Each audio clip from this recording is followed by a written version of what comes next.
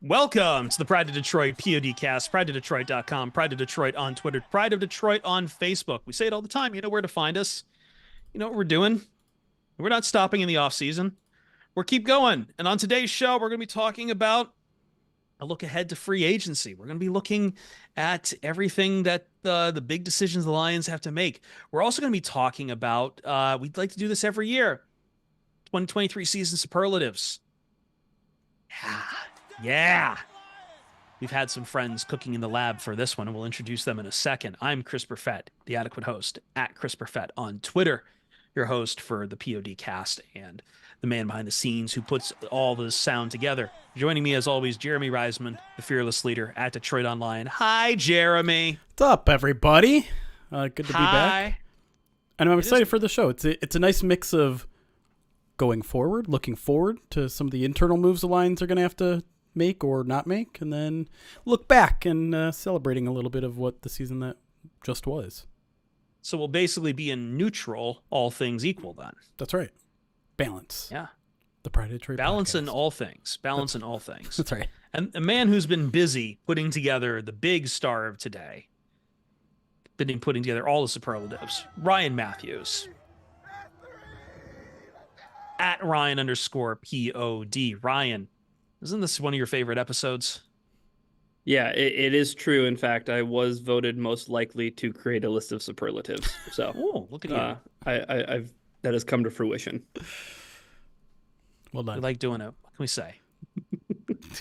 Appreciate it. We appreciate the work. I don't think we have to do any cleaning here, so we can just dive right into it. First step is heading towards the off season, and the first step, of course, is as much as the draft might take our attention, we have to figure out free agency. And here we want to talk about extensions and re-signings. Those have been the ones that have been most in the news lately. I think we saw Julian Okwara not long ago leave for the Philadelphia. Is it signed for the Philadelphia Eagles? Do I have that right, Eagles? Yep. Yes. And I believe we just had the numbers come out, Jeremy, about where does it come to about 1.3 million deal with about 500,000 guaranteed. So we can already take him off there, but there's a whole other list of free agents for the Lions to discuss here coming from their own team, and we want to talk about re-signings. So let me just start with this. Let's leave beside the extensions. We'll talk the extensions in a second. But the biggest re-signing of the unrestricted free agents right now for Detroit, where are you going with it? And what are the biggest conundrums on your wall? Yeah, well, I think it starts with keeping the offensive line as together as you possibly can. It was the strength of the team. It was the engine under the hood. It was whatever analogy you want to make. It was essential to the Lions' success last year. And you have both Jonah Jackson and Graham Glasgow both set to become free agents. I think we can all probably wave our goodbyes to Halapuli Vaitai, considering he's also a free agent, but has dealt with a back injury the past 2 years and considered retirement last year. It's probably where this is headed this year. So I think that's where you start. Jonah Jackson and Graham Glasgow. And I'm not saying go re-sign those guys, bring it back, run it back. But I'm also not saying don't do that. I think Graham has to be your priority because he's the guy that's been more reliable. He's the guy that brings a little bit more versatility. He's going to come at a more reasonable price, but more expensive than he was last year, as Graham clearly stated he wants. Jonah is a much more difficult conversation, and you have to wonder where the Lions sit in that conversation, considering they had all of last offseason to go into 2023 and not have to worry about Jonah's longstanding contract with the team. They normally when you have a starter who's playing at the level that Jonah has in Detroit, he's a Pro Bowler 1 year, you come to a deal before they're on their final year of the contract, and they didn't. And so you have to wonder if there's a little bit of hesitancy there, and Jonah didn't have his best year, and he dealt with injuries again. So I don't know where they stand there. I don't know how much Jonah is going to be asking for, but this is a team that's already spending more money than anyone else on their offensive line. They're going to pay Penei Sewell, if not this year, next year. At some point, you have to take a concession somewhere, and I'm starting to think maybe it's Jonah. It very well could be Jonah. And I think that the reason why it's Jonah is because his body of work outside of, I think, maybe for the better part, I would say, of the second half of the season, right? Like he missed a couple weeks with a wrist injury, came back. He also missed some time.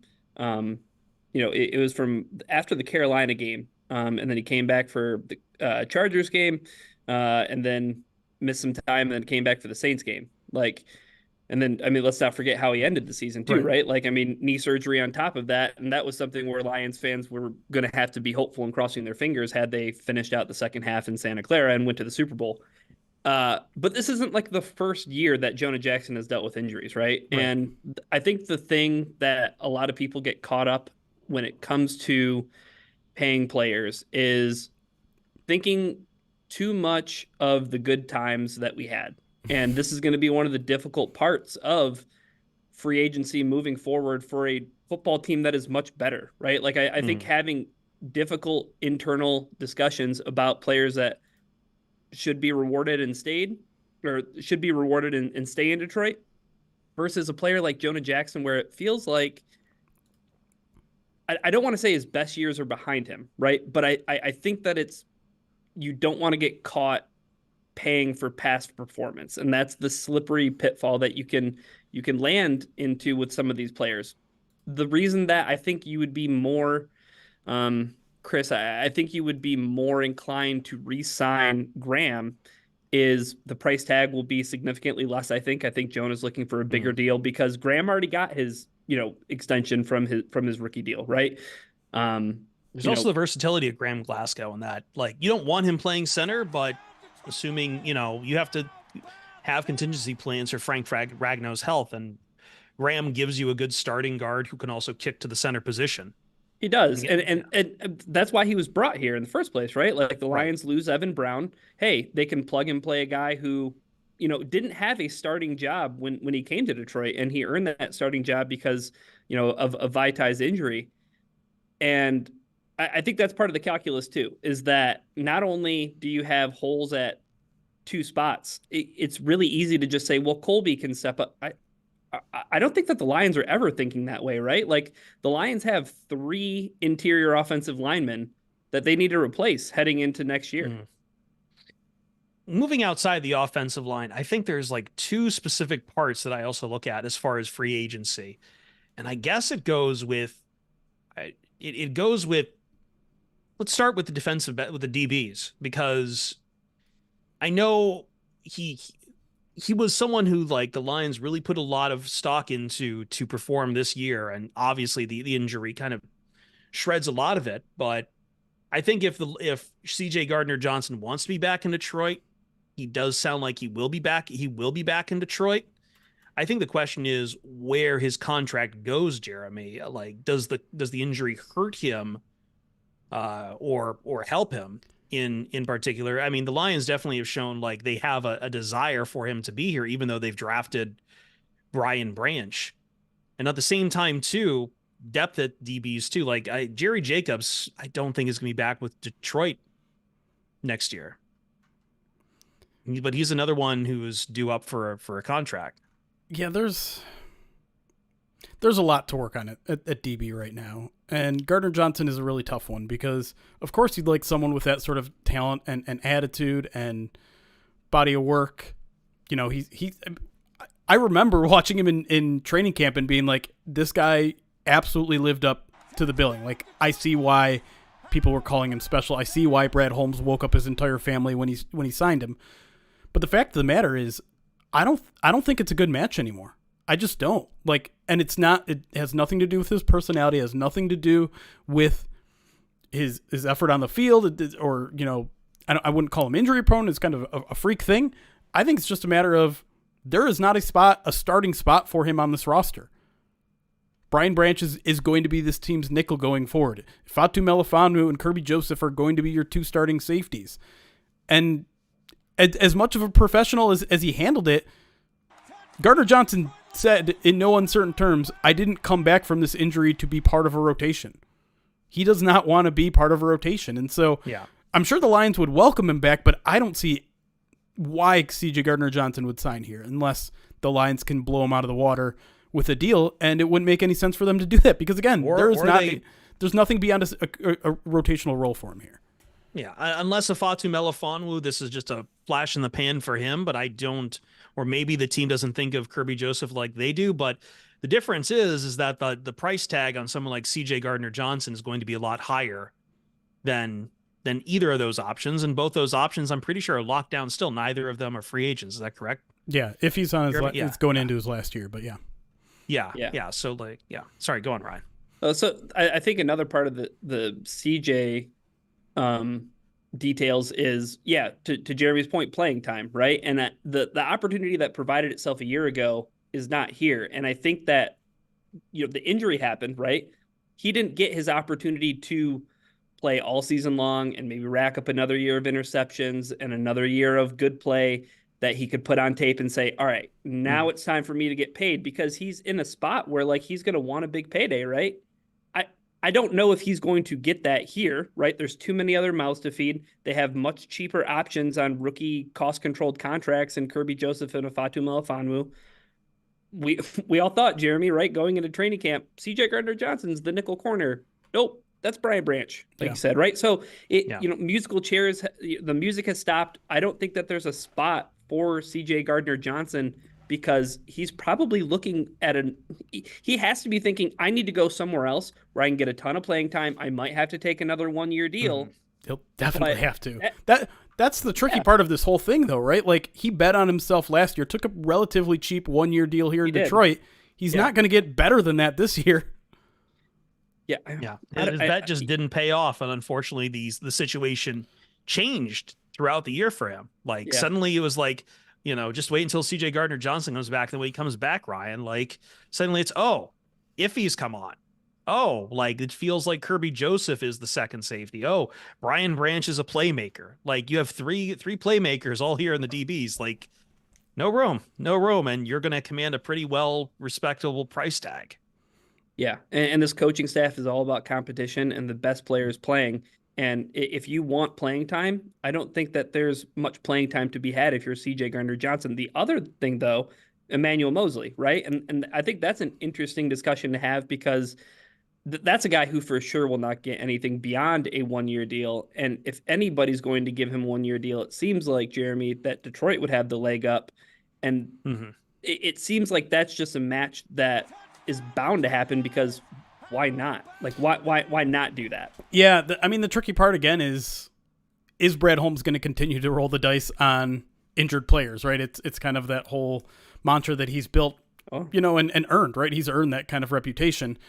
And DJ Shark, Charles Harris, right? Yeah, all the draft picks that have been open injured. Box specials, right? Yeah, and so there's little harm in it. He's not going to get a big deal. Obviously, it's probably not going to cost any team that wants him more than $2 or $3 million in cap space. So maybe you roll that dice, but you got to remember, this is about the same time he tore his ACL last year, and he missed the first month of the season. He wasn't ready for training camp. He wasn't ready for OTAs.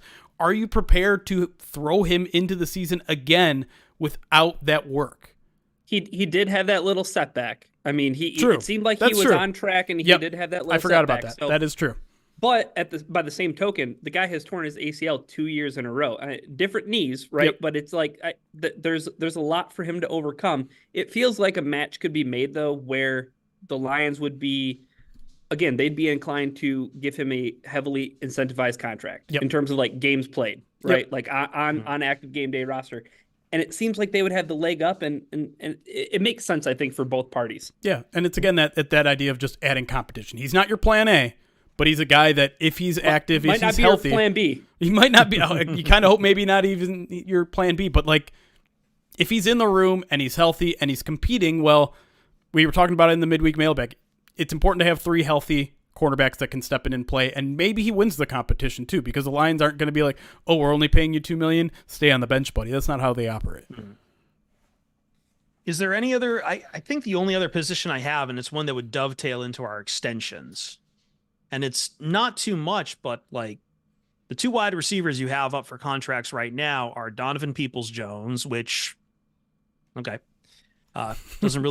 doesn't really like it's depth, and like it's just he's there. I mean, you've got Antoine Green in kind of that same depth position as it is, but Josh Reynolds is due money at this point. He's going to be 29 if he's not already. He is 29, excuse me. And like coming off a 2-year, $6 million contract. And I guess the question is, how much of a priority is that? Obviously, the chemistry with Jared Goff is there. The production is there. It feels like that is someone who will be rewarded.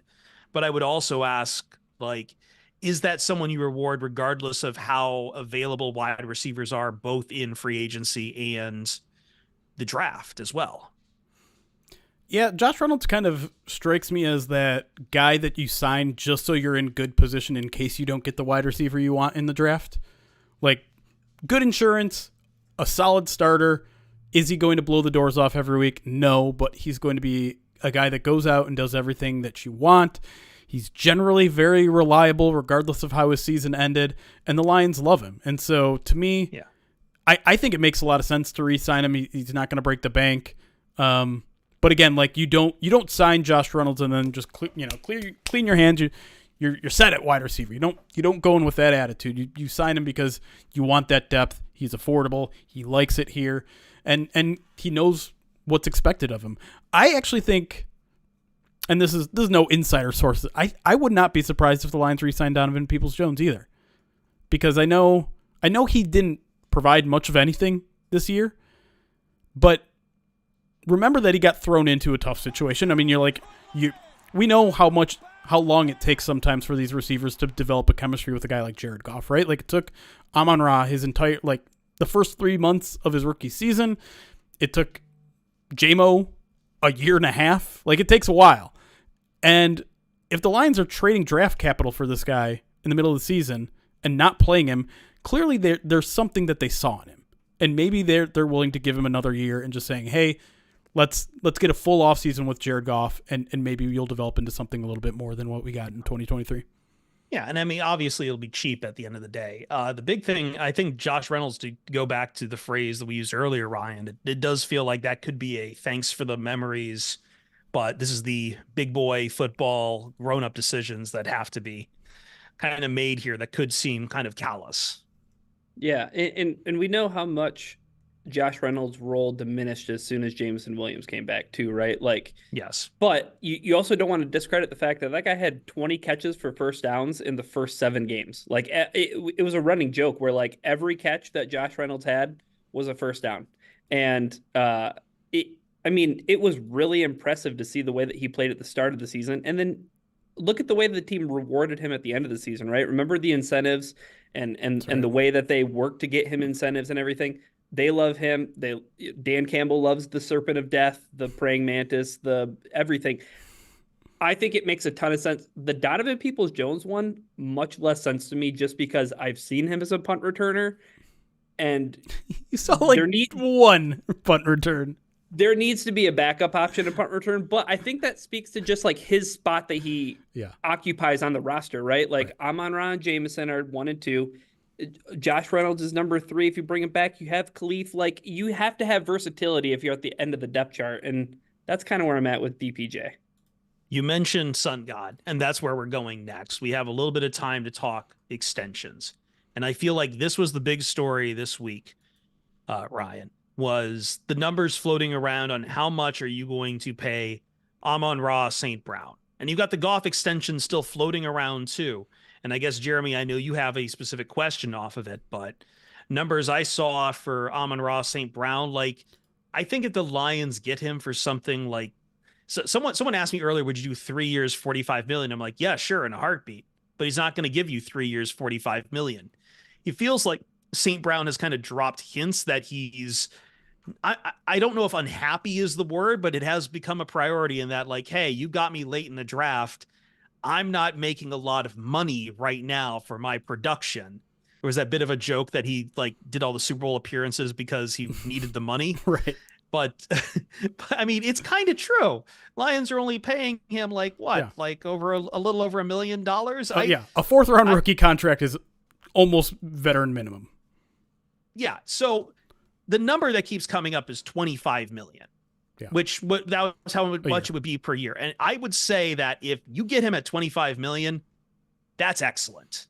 That's going to be less than guys like Justin Jefferson, the quote unquote prototypical wide receivers that always muddy up every time we talk about Amon-Ra St. Brown as a top receiver in this league. But Amon-Ra St. Brown is a top 10 receiver in this league. I wish I could break him into top 5, but I have to do crazy math to do it. He's right outside that top 5. He may not do those long, deep balls that you expect, but like, damn, man, like he's worth every penny of it right now. If the Lions get a deal done for around 25 million, I consider that a sweet spot. They'll probably have to go higher than that. But like, I'd be more than comfortable with that at this point. He has been the receiver who has made this offense tick, and there's been weeks where we're just like, yeah, we don't need to talk about Amon-Ra St. Brown because he's just doing what he does every damn week. Right.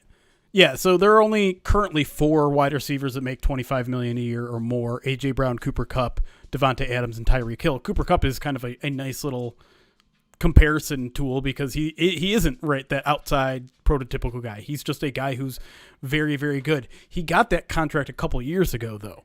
And so, you wonder, the salary cap, there are reports going out today that the salary cap could be up almost 10, 11, 12% in 1 year from where it was last year.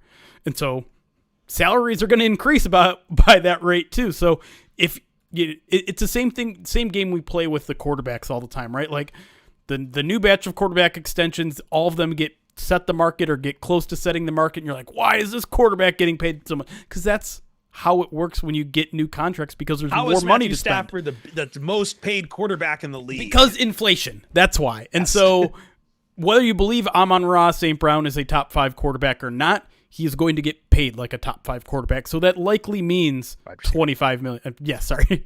Wide receiver. So he's probably going to get 25-ish million. I put an estimate out there to our Pride of Detroit Direct subscribers. I said 4 years, either 95 or 97.5 million. Probably a little bit low and a little bit hopeful, but he's going to get paid. And people will raise their eyebrows and say, oh, this guy for a slot guy, but forget about it. The production, man, the production. And just like the nitpickiness of like, no, he should be making, 23 million instead of 25. Relax. It's not that big of a deal. You're debating only a couple million a year. Get out of here. And the last point I want to make too is a lot of times when you hear 25 million a year, you go, like, your brain automatically goes, oh God, he's going to cost 25 million against our cap for the next 4 years. No, not the same. A lot of times you can structure a contract in which if you're getting 25 million a year for 4 years, none of those cap hits are above 25 until the last one. And they might not even see the last year of that contract. So don't get too hung up on those numbers and be like, 25 million a year. Okay, I got to subtract that from the 50 million in cap space the Lions have. That, oh my God, that means they only got 25 million. No, that's not how it works. It'll be a low hit for the first year. So. Yeah. The one other thing I'll say about the Cooper Kupp extension was it was 3 years, I believe 80.1 million. 75 million of it was guaranteed. So like a lot of that deal was guaranteed. And I'm sure that Amon-Ra would want a good hefty chunk and percentage guaranteed, which is something that's becoming the new norm with guys who it's a leverage point, I think, for guys that are elite. And I think Amon-Ra's definitely entered that tier. I am not interested in getting in the business of giving Jared Goff less options. So there's no squabbling about money. Right. Amon-Ra St. Brown, he gets paid. Right, and give him all the guaranteed money you want. He's a dependable player. He does his squat lifts, so he's not going to get injured. I think it's just we fell in love with too many other guys this year, and we just kind of forget how integral St. Brown is to this offense. Like we fell in, and I mean that's fine because we added Jahmyr Gibbs, we saw Jamison Williams, we added Sam Laporta, but like that is still, you need a guy to ice a game for you. It's still St. Brown. And he's still going to have the touchdown passes. He's still the red zone threat. He's still doing the angry catches and runs after and yards after completion. Like, this is what makes it tick. So I think, Jeremy, you wanted to scope Goff and St. Brown in this is how much is too much for either of them, because I almost feel hesitant to touch the Jared Goff contract because I don't think there's going to be any good. All the debate around the Jared Goff extension is just it's going to happen. Yeah. So I'm not sure why people are fighting it as much as they are, or nitpicking or having to bring up the Rams stuff as much. Like, I also get it. I've always had a long list of concerns about Jared Goff, but I think a lot of those concerns were put to bed this year. And again, like with St. Brown, he's not a player who jumps off the page and screams at you that this guy should be getting paid. I mean, this guy should be considered a top quarterback in the league. And I still consider there are shortcomings to Goff versus someone like, like the best quarterbacks out there. And your national blowhard would say, yeah, but you should be going for a guy like Patrick Mahomes. And that's nice, man, but I'm not willing to suffer those years in between. And I think you can win. I'm sorry. I will make this into whether the quarterback can win. Jared Goff can win you games. Yeah. So like how much is too much for both Goff and St. Brown? I guess, because that's ultimately the next question after that is right. How much are you going to pay him? Yeah. And I think like the figure that everyone is wondering about with Jared is like that $50 million a year designation. Again, there's 4 quarterbacks currently that have make $50 million a year: Joe Burrow, Justin Herbert, Lamar Jackson, and Jalen Hurts. Does he cross into that threshold of those kind of quarterbacks? And you can certainly we don't need to shy away from it. Like all 3 of us have been pretty critical of Jared Goff for the entirety of his Lions career. I'm willing. It always feels like he's been succeeding, and then we're like, yeah, but he still has these limitations that we're worried about showing up at some point. Even this year, like he had that stretch in the middle of the season where the turnovers started coming back. But that being said, I think I'm in a place of comfort of giving him $50 million a year. I don't want it to be too much more than that. I would like for it to be less than that, but I understand the economics of the situation. I think maybe the more interesting conversation is how many years you add onto his contract, because he's 29 this year, I think. How long do you expect him to keep it up? Do you ever want to give Hendon Hooker a shot at the starting lineup? He's already 27, 28. So, this idea that you're going to, Jordan Love your way into transferring.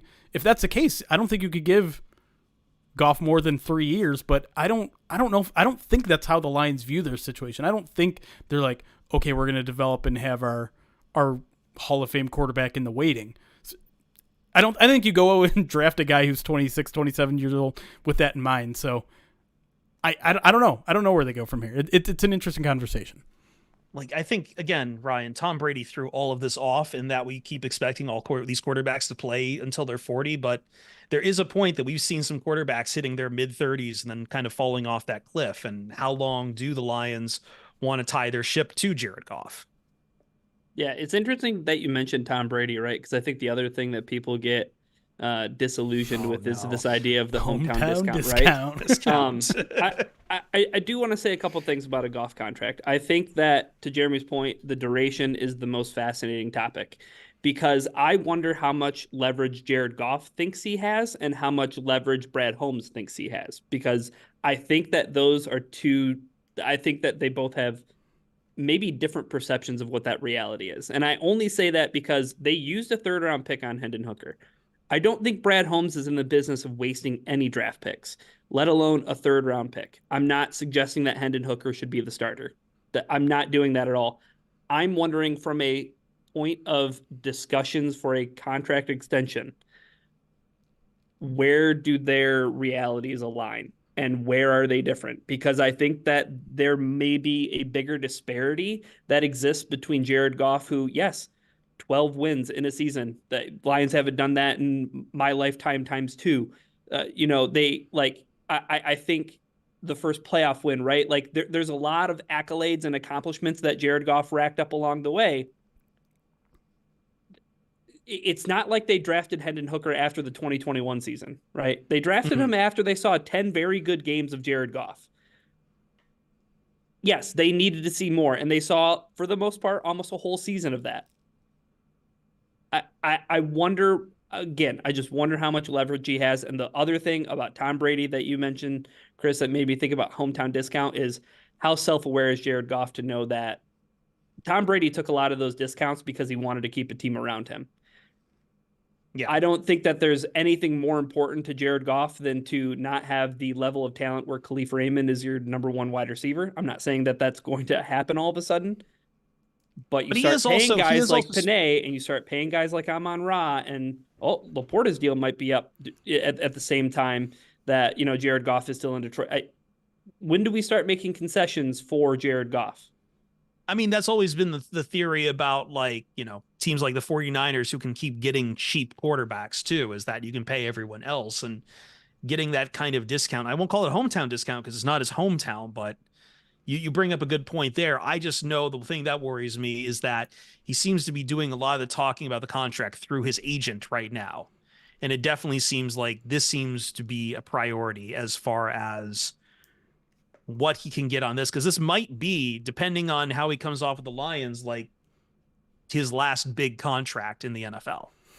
Listen, people thought the Rams contract that he signed might have been the last right. big deal he ever signed, right? We chanted this guy's name in every Michigan sporting event for an entire week. Weeks. This is his home. Give us the hometown discount. You know who's going to give you a hometown discount right now? We are on meat. On meat. See, I can actually do a good toss here. Righteous Felon. Craft jerky and meat sticks. I just put in a whole brand new order, and I have some very exciting news to share, Ryan. The turkey jerky is apparently back. Finally, the turkey jerky is back. They sold out of several other flavors I was trying to get on there, but I put in a new box on there, and I got the turkey jerky. I got the habanero Escobar. I got the Soul Survivor. What was actually sold out though? I'm trying to remember, but it was the Victorious BIG, the beer infused one was sold out, and I was sad about that. But still, like, it's jerky, it's meat. Oh, look at Jeremy himself has the Holy foul Grail. Capone. Yeah, which is, like Chris said, available now. So, like, if you want to buy it, Chris, do you have anything that could make the deal a little bit sweeter? I'm going to tell you about that in a second, but we got to tell you that the Righteous Felon is the jerky that fuels your Detroit Lions. We're not just simps for Righteous Felon Craft Jerky. Righteous Felon Craft Jerky and Meat Sticks are also available to the Lions players at the training facilities at Allen Park, and each 2-ounce bag of jerky has 16 to 20 grams of protein. Each stick has 8 grams. If it's good enough for the Lions, it's going to be good enough for you too. Righteous Felon, Westchester, Pennsylvania. Look at that foul Capone. That is turkey jerky with basil and spices. It is so good. This is why we shill this stuff nonstop here, man. That stuff, the Truffalo Bill, truffle flavor jerky, Westchester, Pennsylvania. They use locally sourced all-natural Black Angus beef. Superior quality, revolutionary branding, unique flavors that go beyond the stereotypical jerky offering. And as I said, as we teased, there is a discount, a hometown discount. They're giving it to us so we can give it to you.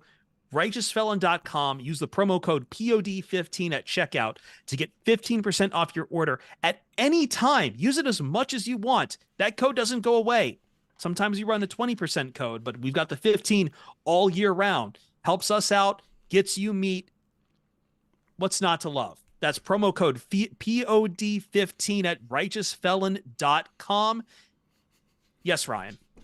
Chris, I actually heard that the reason why Jared Goff is going through his agent is because he's so frustrated at the lack of foul Capone at the facility in Allen Park that he won't get a deal done until they're restocked. Hopefully, since they're selling them to you guys, I'm just saying, a little birdie told me this, but Jared Goff wants meat in his contract.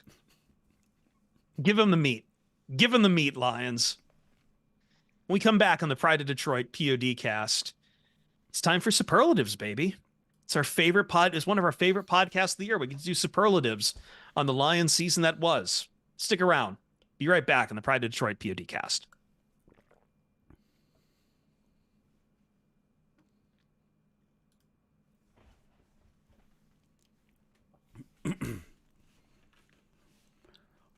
We're back. Hi. Do you hate when you like find something on your tongue? Like a hair? Could be that. Could be like, what? Like, how did that? I keep getting like, well, I know why it keeps happening because I have this weird nervous habit of like chewing on part of my like beard or something, and I keep getting like small bits of hair in the back of my throat. That might happen. Yeah. Actually, I was thinking of this, not quite the same, but since we were having the debates about McChicken, sometimes I would get a McChicken from McDonald's. Yeah. And like there'd be a piece of that like of the what do you call it? The coating that would get like sucked between my teeth. I'd go up and get it. and I'd crunch down on something, and it would just be like a big piece of black pepper. Uh, And that black pepper just spice just going across your entire mouth, man. Nothing like it. Smacking you there. Love a good McChicken. Texas Wolverine, great comment, was the little birdie later turned into Fal Capone. Can neither confirm nor deny that. All right, we got a lot of alerts, so I want to get to that right away. Yeah, dude, I'm gonna set a timer. No, Let's see if we can do it in 10 minutes. I'm not optimistic, but here we go. I should probably scroll. Don't count yet. Hold on. Okay, I'm ready. No decaf. Before we even went live, resubscribed for 39 months. I just didn't want to see the ads. Fair. 3 years and change. Dr. Dunlap also subscribed before we went live. 19 months over there. Then we got a 31-person raid from No Decaf, Chris's stream, which is a good reminder. During some of our off-season streams, Chris will go live on his stream before we go live, about 90 minutes. Twitch.tv/NoDecaf. That's NODEKAF. There you go. More streams in the middle of the week coming soon. I have to install one more part for the computer, and then maybe my CPU won't fry itself. But yeah, I was talking with people about a old game they got pulled from the storefronts called Spec Ops: The Line. Not a lot of people have heard of it now, apparently, but like, I do want to play it for people. And play Helldivers 2. And this is my shout out that if you are playing Helldivers 2 right now, please play. I'm doing my part. Service guarantees citizenship. Would you like to know more? I see what you're doing. Go on. I'm not trying to block Jeremy. I'm not. I'm keeping a side timer of distractions, by the way. How much did you just log there? There was 33 seconds of distraction. Go on. How about Go for on. You are yourself creating right more now? distracting. Read. This doesn't count. This doesn't count on me. It absolutely does. Zern Baby Zern, thank you for the 35 months, says, I broke my streak. What the hell? They didn't say hell. They used a different one. Carolyn. No, I did it again. Karen, I'm sorry. Karen Lin Wu. Thank you for the 19 months. It's been 37 minutes. Off-season sad face. Yes, I know. We're going to try to bring the spirits up, try to bring the energy. But it is the off-season. Emery Bright, 9 months subscribed to the channel. That's Twitch, baby. Says, why don't you guys call the call-in show the main line? MANE line. I don't hate that, Emery Bright. I think Eric might take offense because he wants to call the midweek mailbag the main show. But that seems insulting to this show. But I do like main line because it's like a call-in line. Right. It's a phone pun. But it also refers to drug use as well. I don't see the problem with that. Some people might be addicted to our podcast. There you go. Sasha, what are you doing? Do you have something? No, okay, you're fine. Never mind. Sorry. I got distracted. Here we go. J-Dubs, 37 months subscribed channel, says 37 amazing months with the greatest guys. Oh, J-Dubs. That was extremely heartfelt. I'm not prepared to handle compliments like that. Ever. Junk Trunk, 24 months subscribed to the channel. That's 2 freaking years. State Nate, 38 months. 38 minutes ago. Thank you so much, State Nate. Lions, wow. You may have heard the different alert. He's maybe the only one now. Subscribed at tier 3. He gets the special Jerry Jacobs alert. 3 months for 53 freaking years. Hell Lions, yeah. appreciate you, buddy. That got us to hype train level 2. Woodchuck 100 bits says, go superlative loins. You just That sounds like really far away from anything related to football. It does. John Johnson 52 also said, I usually need to see a doctor if POD lasts longer than 4 hours. Oh, I hope you have someone on house call because we're no stranger to going for 4 hours. No strangers to love. Were you at Haunted House? I saw that your monitor peaked. I really want to go to haunted house. Okay. See, I'm not trying to throw Jeremy off. I want him to get this done. No, I'll deduct myself 20 seconds. I'm sorry. Thank God. Don't. It's his fault. He's going slow. What? Sammy Go, Boys. come on. Thank you for the 16 months. Says, in honor of my 16 months, Brad is trading up to pick 16 and drafting. That was the end of the sentence. He didn't. Oh, there was no person. There was not a person. Attached. Just an exclamation point.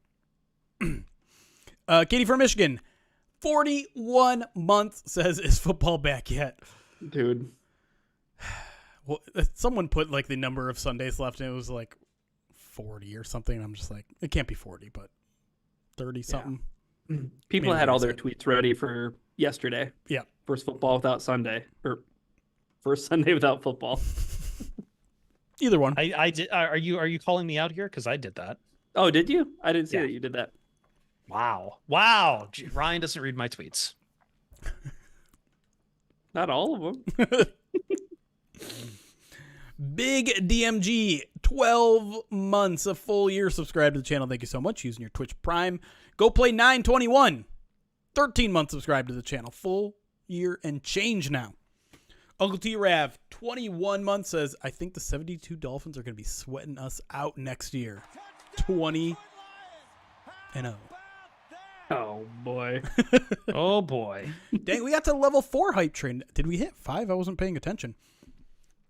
Will Dan JW. Campbell ever be able to meet expectations for this football team going forward? No. Lions fans get a taste, and suddenly it's just like, I need more. Give me more. Hey, that's why we do the I used to make Saturdays. a joke. I used to make a joke during the Patricia years on our commenters. I think it was the Caldwell years too, about like everyone's who's in like one win and suddenly half of our comments are, with how talented this team is, I see no reason why they can't run the table on the remaining schedule. And I feel like we're just going to be doing that all year long now with year 4 of Dan Campbell. I'm going to be very curious to see like what record predictions are when the schedule comes out. Oh man, I don't even think they're locked to win the NFC North next year. I'm sorry. That's fine. It's going to be a really tough division. Green Bay's going to be good. Chicago depends on what they do this offseason. I think they're getting Caleb. They're getting Caleb. I have started to come to the realization, and I am starting to do what do you call it? Acceptance that they're going to draft Caleb Williams. And he's going to be a menace. I feel like we're like 2 for 2 on podcasts to talk about the stages of grief. Dab that baby. I want the Bears to draft Caleb Williams. Roar of the Lions UK says, I went 14-3 last year. I can't go any higher this year. Yeah, that's the thing. Like, there's something that just feels, I can't think of the right word, but feels wrong about predicting anything less or anything less than like 4 losses. It's like you're really predicting your team to not have any like slip ups to the point of 14-3 to me. Like, I don't know if I'll ever predict the Lions to a 14-3. That feels like Jeremy. a step too far. I'll have a really hard time doing anything more than 10-7. Really? Yeah. Wow. It's hard to win football games. Yeah, but this team did go what? What are they? 12-5. I think it honestly depends on what the Bears do. Okay. Keep going, Jeremy. All right. Silver Rush. Thank you for the 12 months, full year. Says, I love the POD cast. Go Lions. Hell yeah. Go Thank Lions. you, buddy. Frog Bark. I should stop eating turkey jerky right before I start talking again. No, you didn't see that. Frog Bark, thank you for the 4-month subscribe to the channel. It says 5 months away from a POD baby. What trimester is that, Ryan? Oh, God. No. No. Stop asking me math questions. Is that a about math question? fake pregnancies. How much time's he had, Ryan? He's running out of time. Uh-oh. For sure. Lion's Blood, thank you for the 34-month subscribe to the channel. Ice Cecil, Tier 2, 33-month subscribe to the channel. Says, nice to get some afternoon hockey on today. And I heard through the grapevine we got an overtime win, baby. Winner, winner, chicken parm dinner. Love to see that. Someone needs a certain amount of points by the end of the season to win a certain bet. Darth Tater, 15 months subscribed to the channel, says Superb Owl 2024 Detroit Lions. 5 out of 11 ESPN experts agree. It's not as many as like dentists recommending a toothbrush. It's close though. I'd Close. still if 5 out of 11 doctors recommended a toothbrush, that'd be like, that's probably a pretty good toothbrush. All right, you guys are really pushing me to move on. Okay, I just want to see if you can do it. 25 months subscribed to the channel. Thank you, Big Daddy. Ken Jammin, 32 months. We keep getting more subscribers. This is making it harder. 32 months from Ken Jammin. Thank you so much. For Lions Forest, 40 months says, what a year. Why don't they sign Sewell a year early for a longer contract to spread out the signing bonus and keep him locked up since he's so young? I mean, they could do that, but they could also just do the 5th-year option, which would be cheaper, but it'd be that extra year. It'd be cheaper, but it'd also be all guaranteed. Let me think on that one. Mgo Korg, 34 months subscribed to the channel. Kick Puncher, 7 months subscribed to the channel. Says, go Lions. Pay the sun god and also pay the best player in all of football, Panay. Woodchuck Hunter, 100 bits, says Jeremy should mute all their podcasters so he can't be interrupted during the notification readings. See? You want to be interrupted. No, that's the good idea right there. None of this is my fault. I agree. That's what Woodchuck Hunter's saying. Yeah, Detroit, 54 months subscribed to the channel. Joshua Mercer gifting a sub to our channel. Taiji, 2 months subscribed using the Twitch Prime. Roar the Lions UK, 20 months. Says Amon Ross St. Brown at 20 million is a big discount. He's worth number 1 money. RC Vader, 24 months, 2 years. Says Lions break. Who needs that? Let's go. Chris C. Shepard, 30 months. Says, oh shoot, Jeremy was so close. And Jay Reverie, 18 months. How many babies, Ryan? They ask. Let's go! 100 bits from Indigo. We'll just have to try harder next time. I was wanting it to see if he could actually do it. I was trying not to put more landmines in front of him. I gave him an extra 30 seconds. Oh. Sure. Oh, okay, No, so you we didn't. win. I did. Lie to the people. I'm not lying to anybody. Indigo with 100 bits says doing Lions. You're not done. I said I'm reading his alert now, which says doing my best to push Jeremy over the 10-minute mark. So I'm being sabotaged, of course, by Indigo. Oh, you know what? I'll be honest. There was also a YouTube alert that I missed. Oh, DQ'd on a technicality. And you're gonna like this one. Was it Spieth? Who got disqualified from the Genesis for turning in the wrong scorecard? He put the wrong score down on which seems like such a dumb rule, Chris. Can't we be past that? Why are we making them keep scoring? You know, I should probably talk. I want to talk to my dad about that because he does do officiating for the USGA and for like college golf, and like I completely forgot about that from the weekend. Yeah, we were able to do scoring we should have a sky judge for scoring. I still like the idea of guys turning in their scorecards just to make sure they're not dumb about it, but just as it seems ceremonial more than anything. Like there's no practical reason for why we're doing it. It's just golf trying to be like, oh, look at us, we're different, we're classy, we're traditional. There were a lot of golfers that were getting mad at the Waste Management Open because people were being. Oh my! Well, they actually pulled the beer. They actually it was really bad this year though. Oh yeah, this wasn't just a prude thing. Like this actually got bad this year. Oh yeah, I saw that video of that guy who was in that bar stool just pissing his shorts. Yeah, like just in the public, like people are walking by him and he's just splashing. Like it was a fun thing when people first started doing it. It was fun. This was kind of the thing of people letting their hair down, but it kind of jumped the shark this year a bit. You mentioned Barstool, and I kind of think that feels like it's gone that way. Like it's gotten too heavy on the, like we've hit the Hunter S. Thompson level of degeneracy here. Yeah. I just wonder if me being old is me being cranky with it. I do think it's done. Like, I don't know. Like, I don't know. Those golfers are playing for a lot of money, and like people talking in people's backswings and just kind of being general idiots. I I don't think know. I think your Might have age. jumped the shark. If your take was, "This is the way the game has always been played," that would make you an old person.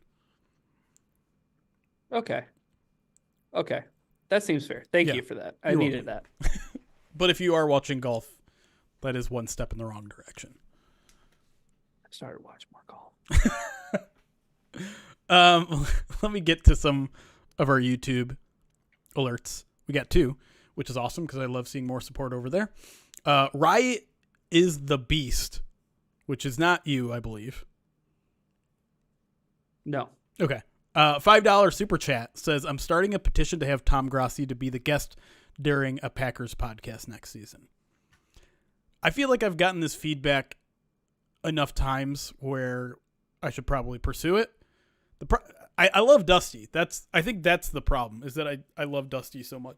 But if Grossi's now like, didn't he win like NFL Fan of the Year? He might be too big for us now. Oh boy. We missed our opportunity. I was going to say window. Grossi went nuclear this year.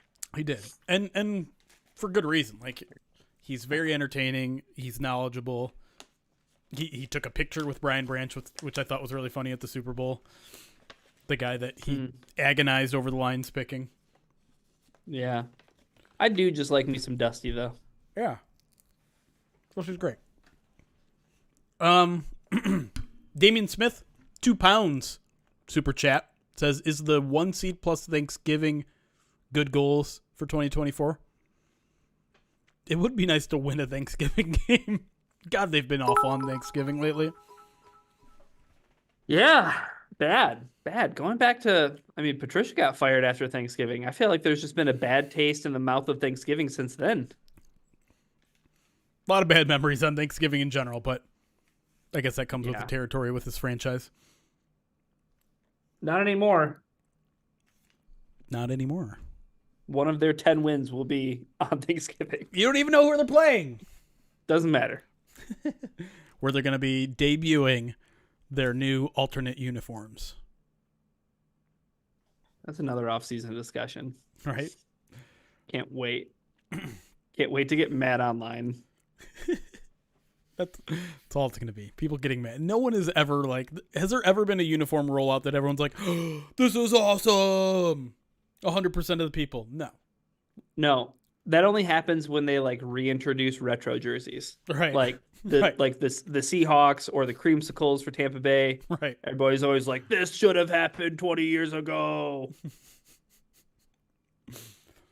By the way, a couple more alerts. Reno the wife gifting a sub to Jill, who I hear through my various sources, and my sources just being Twitch chat. It's Jill's birthday. Oh, happy birthday, Jill. Happy birthday, Jill. Thanks for hanging out with us for some Hell of it. yeah. Okay, YouTube, look me in the eyes here. What I'm about to say is not the words of myself. It's simply me reading an alert of someone who is jealous and feels threatened by you. But Uncle Indigo donated 100 bits and said, I, Jeremy Reisman, see YouTube as a second tier to Twitch. That was his message. Man, Indigo, cut it out. Be nice. Stop gatekeeping where you watch your streams. Captain Jason Kirk with another 100 bits says Pistons style teals coming to the Lions. No, absolutely not.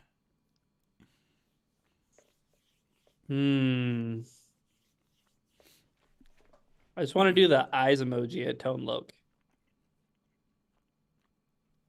That's the appropriate reaction.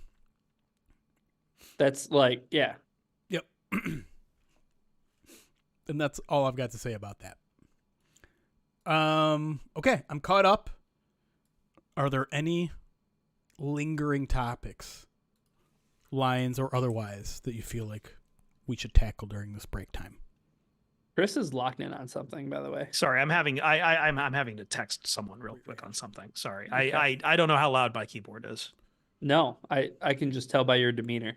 Yeah, no, sorry, I'm just replying to someone real quick. I'll be right back. I'll be back in a second. This is how I got through all the alerts now.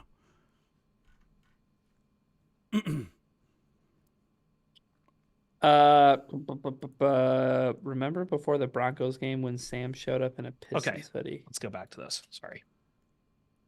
Sam Martin? Laporta? Oh, maybe. Oh, that would make more. Oh yeah, it was Laporta. I remember it was right in the middle of the Pistons, and we're like, oh my god, the Lions are gonna lose. What are you doing, Sam Laporta? Why is our first inclination to say Sam Martin? It's very off-brand. I for think me. it's the Sam we always associated. I think for a very long time. That is true. Laporta just hasn't been around long enough. All right. Sam Martin, where is he right now? He's with the Bills, right? That's a good point, Captain James C. Kirk. Like, who calls Laporta Sam? Nobody calls him Sam. Right. It's like George Kittle. Nobody calls him George. You do with Sam Martin because you don't respect punters. Did I ever send you guys that clip wiggle your way out of this? Did I send you guys? Hold on. Speaking of George and more George, did I send you that clip of George Kittle and George Karlaftis? Yeah. George Kittle was like mic'd up for the Super Bowl and just was like, "Hey Georgie," and like just completely missing the balls on the ground. Yeah, that's the one Karlaftis then like goes right past him and dives on. I don't like people who are like it's a funny clip. I don't like people who are like seriously mad at Kittle. Like he needs to have eyes in the back of his head, knowing that the ball's on the ground. I do think there is some awareness in that you didn't hear the whistle blown. But what I'm not going to do is compare it to Cam Newton. Cam Newton, or like, remember that time Eric Ebron? Wasn't there like a fumble? No, I don't. I don't remember anything about Eric Ebron. I think there was a fumble or something, and Eric Ebron had just like completely given up on the play. Do you remember that? I'm vaguely remembering it. I don't know if I'm remembering it correctly. The details that I'm remembering was that I feel like it was at Soldier Field for some reason. I felt like it was an outdoor game, and I remember just being displeased with everything that was happening. Yeah, that sounds about right. But yeah, no, it's funny. I like Kittle. This is sending me down memory lane, which prompted my idea that's right. I sent to Jeremy. I didn't add it yet, but we can pitch it to Twitch now. We should pitch it to Chris as well. Yeah. So what is this? Ryan and I got ramen on Saturday, and I don't remember what prompted this memory of mine. But like we were just talking about past Lions games, and I was like, Ryan, do you remember the Lions Saints game that had like one of the most insane finishes, where it was like there were like pick sixes by defensive linemen, like 4 defensive touchdowns. We were talking about Glover Quinn for some reason, and I was like, what year was that game? I think we decided it was 2015, 2017. It was Caldwell's last year. Yeah. I couldn't remember this either. I had like I burned it out of my brain. I mean, the problem is it's like, well, actually, no, wait, that was the last Caldwell year. That wasn't a Patricia year. Yeah, it was the last Caldwell year, but I kept on getting it mixed up with 2016 because they played the Saints at New Orleans in 2016. No, 2016, I remember 2016 because it was one of the only games in that stretch that wasn't a last second fourth quarter come from behind. They beat them down. Also, it was literally their only game, Chris. It was their only game all year that they didn't come from behind. Also, our recap of that game was the podcast where you were in Punta Cana. That is true. Yes. So, that's why I will not forget that particular seminal Saints moment. Yes. Absolutely. But 2017, arguably much more memorable for all the shenanigans that happened in that game. Yeah. Captain James Kirk is trying to catch me in a trap here, and I'm going to explain why he didn't in a second. I think I don't remember 2017 much just because like I think I wasn't on a lot of podcasts that year because I was doing my master's at USC. Right. Yeah. Anyway, sorry. Go on. No, What that's was okay. Captain James Kirk He about says, to do? so YouTube is a stepchild. Jeremy literally just said he would pitch something to Twitch and didn't mention YouTube at all. The reason for that is because this is a channel point redemption idea that you can only do it on Twitch. There are no channel points on YouTube, so I'm sorry. Like, YouTube, the people over there are great, but tell YouTube to start some sort of channel point redemption because we were reminiscing about this game and Ryan said, like, I don't remember it at all. Yes. And I'm like, all right, we got to watch you have to watch the highlights from this game. It was an absolutely insane game. And it was way more insane than I remember. But like Ryan and I just sat there and watched all 10-minute highlights of the game and enjoyed the hell out of it. Be like, oh my God, is that throw in, Jared Abbrederis? Yeah. Is that Daryl Tapp? Right. Is that Nick Ballore before he started playing fullback? This is once again the tweet of like guys will just sit around and just name sports players and have the best time. So literally what Jeremy did like 2 minutes into watching the video, Chris, he cited that exact tweet. We're doing. So our idea is, for a certain amount of channel points, we will create a wheel of just maybe notable games from the Lions pass, and we'll sit and like you spin the wheel, we'll sit and watch 7-8 minutes of highlights from that game just to go down memory lane. Wheel of reminiscing. That's right. Something like that. It's a lot of fun. I like it. Yeah. Considering, especially for me, I have a terrible memory. I don't remember shit for shit. So going back some time and seeing some of these games, I'll be like, I will be entertained because I'll be like, oh, wow, I just don't remember this at all. It's fun because you do some things that Jeremy was doing, like Golden Tate has a ridiculous play that he makes in that game where he scores a touchdown on. That's not surprising. But then Jeremy's just like, dude, do you remember how good Golden Tate was? Like, Golden Tate was phenomenal. Marvin Jones had a catch that might be one of the best catches I couldn't remember. Yeah. And when I saw it, I was like, my God, dude, Marvin Jones was in his prime. He was legit. Yeah. Yeah. So you have those moments, and then you have the silly funny moments too, where you're like, oh my God, Ashawn Robinson had a pick six. Man, it was a fun game. It was. Oh man, I have a development in our Twitch chat that is heartbreaking to announce. What happened? Our good friend Charizard was forced to change his name. Oh, no. It went from a B to a 13? Yeah. I like the workaround, but I'm sorry they did that. We're just keep calling him Boner. Oh, of course. You are forever Charizard. You can't call him Charizard 131 Boner. Right. 1-3 Charizard 131er. Yeah. Charizard 13 owner. But thank you for the 19 months, buddy. Appreciate it. Dan Campbell's goatee over on YouTube says Golden Tate was the Sun God before Sun God. And I think their games are different, but I think in a lot of ways the spirit of that is true. Yeah. Golden Tate remains one of the more fascinating players to just talk to. Like, that was one of the first players I got to interview. And hearing what he did to Pasta at the time, I think if I had done it where I am now in my life, I would have had a lot more questions and I would have just slammed the interview stop right there to be like, you realize you need to explain this to me. You're mixing pesto and pesto and bolognese together. Not marinara, bolognese, maybe bolognese with pesto. And just I don't know why. But I remembered it as Alfredo and marinara. No, it was pesto. It was the pistachio sauce. And then I think when I went into that interview, that was the weekend of Notre Dame, Michigan State, and I just really wanted to ask him about jumping in. I don't think a lot of our audience remembers what he did. His big famous play from college, which he was very good at Notre Dame. He was part of those Brady Quinn Notre Dame Fighting Irish teams, but he would just do silly stuff, catch the ball, keep running, and then dove into the middle of the Michigan State band waiting on the sideline. I don't think there was and ever... nobody caught him, right? Nobody like, caught. He just like, well, the seas parted. Yeah, Yeah. the seas parted. which like is the best part of it. Yeah. I don't know if there was anyone who was better at celebrating individual catches than Golden Tate.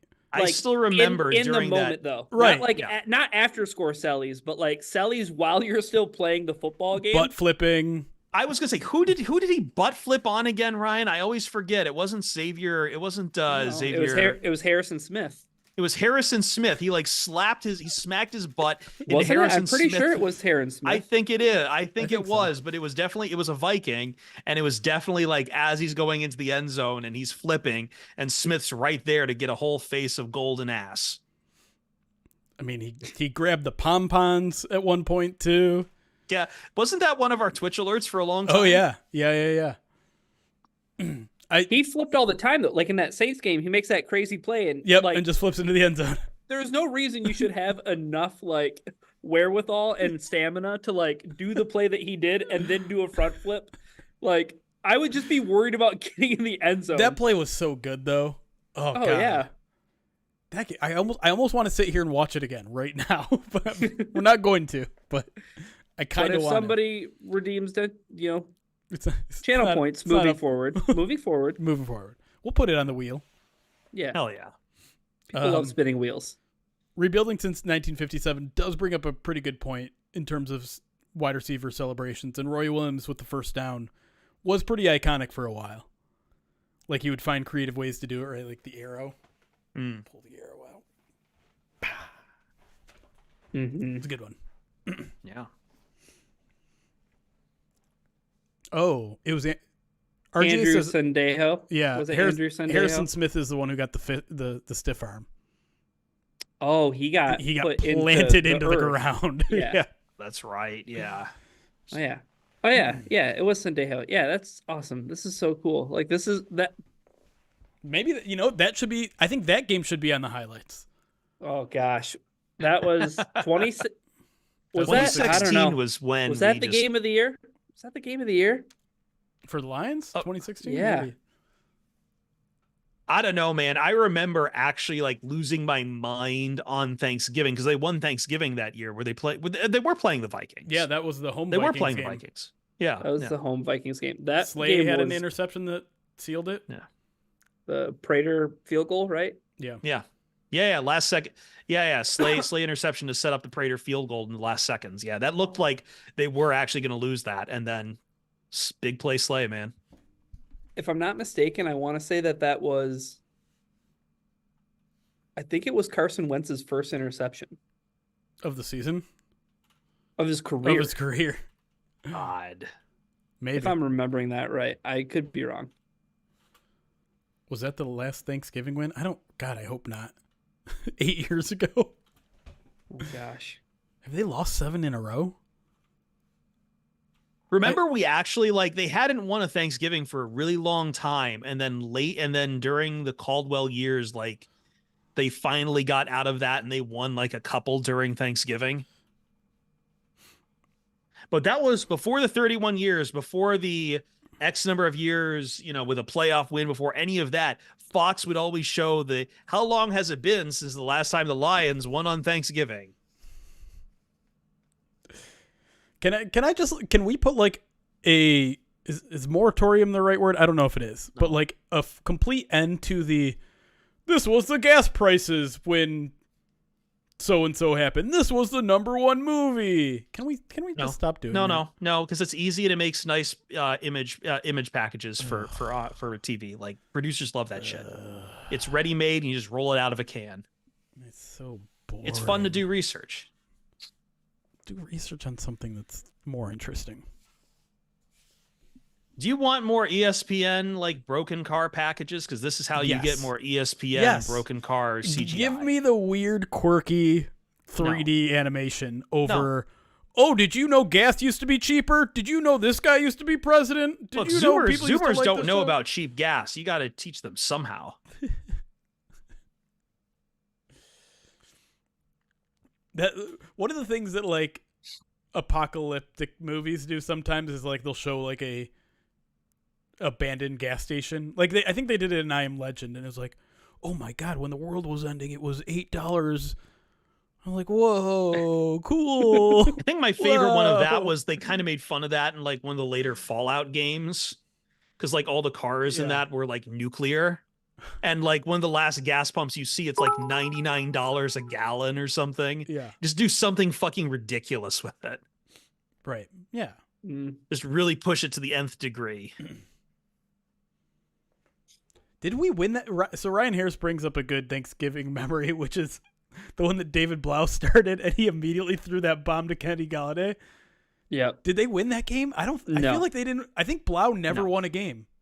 I'm pretty sure I'm like almost 99% sure they lost that game because I feel like I remember that being like one of the only good things that happened. I also got sick on that Thanksgiving. And So 2016 was the last Lions Thanksgiving. No way. It's been 7 straight losses. No. Yep. I thought we were past this. Nope. I can't even remember all the Patricia Thanksgiving games. The only one I remember is the one he got I can't fired remember any of the after. Patricia games. The only Patricia game I That's remember. a lie. No, I remember one game for the Patricia years, and that was beating the Patriots.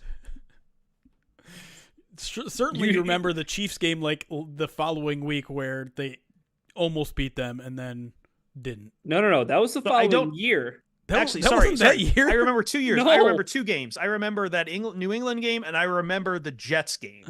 Oh God. Sam Darnold's first start. Yeah, the first Patricia The game.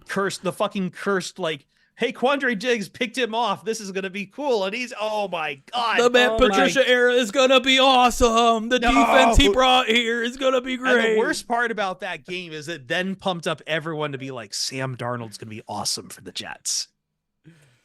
That's the best part about it. Quandre Diggs picked 6 Sam Darnold, and he got traded. That's what you get. First ever regular season credentialed game for me. Oof, that sucks. That was the start of us. That was us coming off like, this is where the glow up happens from Jim Caldwell. I'm like, I don't know if it's right to get rid of Jim Caldwell, and we're all sitting here being like, you got to move on from him. Your ceiling was hit, and I'm like, okay. And this motherfucker here. Ryan brings up a funny tweet that I'm pretty sure both of you saw, but in case you didn't, says did you guys see the Tyrell Crosby tweet about him saying the F word 350 times after the Seattle loss, where he was just making tally marks during a meeting? And he said there was what a goon, dude. He said there was a player. He wasn't saying what he was doing, but like he started noticing him tallying, and he started laughing. Like they had to tone down their laughter because he could see what he was doing. Just 300 some F-bombs. I'm more impressed that you kept it for 300. Right? 300 whatever tally marks. That's not easy. Like how many sentences are you saying? How many are you saying per sentence? Like, was he saying some sentences where he had 2 F-bombs in them? Yeah, you got to be using like fucking fuck. No sentence ever deserves 2 swear words that are the same in one sentence. Like in life. If that is an hour meeting, that's 60 minutes. That means he's dropping the F-bomb 6 times a minute, or almost every 10 seconds. Every 10 seconds. You might sneak in 2 into a sentence. It's just too much. Yeah. The first game that I was ever credentialed for was much more fun. It was week 1 of 2017. Yeah. That was the 45-yard, the deep shot from Stafford to Galladay in his first game. Yep. Galladay had my first credentialed one. It was really this Chargers game. That was a hell of a game too. Shit. I mean, I had been credentialed for like Taste of the Lions a couple of years. Right. But not for like a game. I think the only other game I went to the Quick Lane Bowl. We did get credentialed at Quick Lane Bowl. I almost got pneumonia that year. It was freezing rain that night. Me and Alex walking down to Greektown to go watch Central Michigan and Minnesota in a quarter-filled Ford Field. We never knew how good we had it. I still remember at Taste of the Lions, like getting this like porcini like pasta, and it was so good. And finally just being like, I need to sit down somewhere. I'm in a suit. I want to sit down somewhere. I'm sitting down. All of a sudden people are coming up to me, and I didn't realize it, but I had just sat down at Lomas Brown's seat. You guys share a resemblance. Yeah, that was the dad joke from the guy who came up to me. It's like, oh, you really look like Lomas. You really, hi Lomas, how are you? And I'm just like, I'm focused on the pasta here, man. I ain't got time for your jokes. Let's do another segment because I really want to eat Mexican food. Okay. All right. We can jump back into it. By Mexican food, you mean Taco Bell? No. I'm ordering nachos grande from restaurant down the street. Nice. They do stew beef and chorizo with poblano peppers and grilled onions. Oh. Oh, I yeah. was about to say the last 3 or 4 podcasts, every time after I've gone and gotten my order from Taco Bell, and I it's know. almost becoming a post-podcast tradition, but I have leftovers tonight, and I'm thinking about breaking that tradition just so I can eat curry rice. I'm trying to break that, Chris. I'm trying to avoid damn, eating fast like, food. I know, but I just last time I went out, I had the grilled cheese steak burrito they have, and it was so good. Oh man, that was like too much. All right, no, we're falling into the traps. Nope, fast food talk. While we're on food, and this isn't fast food, Okay, I want to do a slow little food? mini victory lap for myself. I took a big swing with dinner last night. I had chicken curry, not that exotic, but I made my own naan, which was an experience. And I That's I've pretty never easy done to do. that. It's just unleavened bread, right? So it just it had yeast in it. oh, okay. Yeah. And so like I let it rest for 90 minutes. I let it proof, rolled it out, and it worked. I haven't heard those terms since Great British Baking Show. But like AJ Redux, listening to you guys while dieting is one of the layers of that. I can talk about my acai bowls. I could go Cali on you and just talk about what I'm putting in my smoothie bowls. I was just proud because like I'd never baked any sort of bread other than one very failed attempt at tortillas. And I think the problem there is I just didn't have a tortilla press. So I might lose my Italian card, but I am terrible at making pizza. And I did just find a recipe on YouTube for like making a pan pizza in like that Pizza Hut style. And my pans are old, so I probably need to get a new one, but it has inspired me to maybe try to make pizza at some point. I will Maybe say for this. the cooking stream once everything's set up.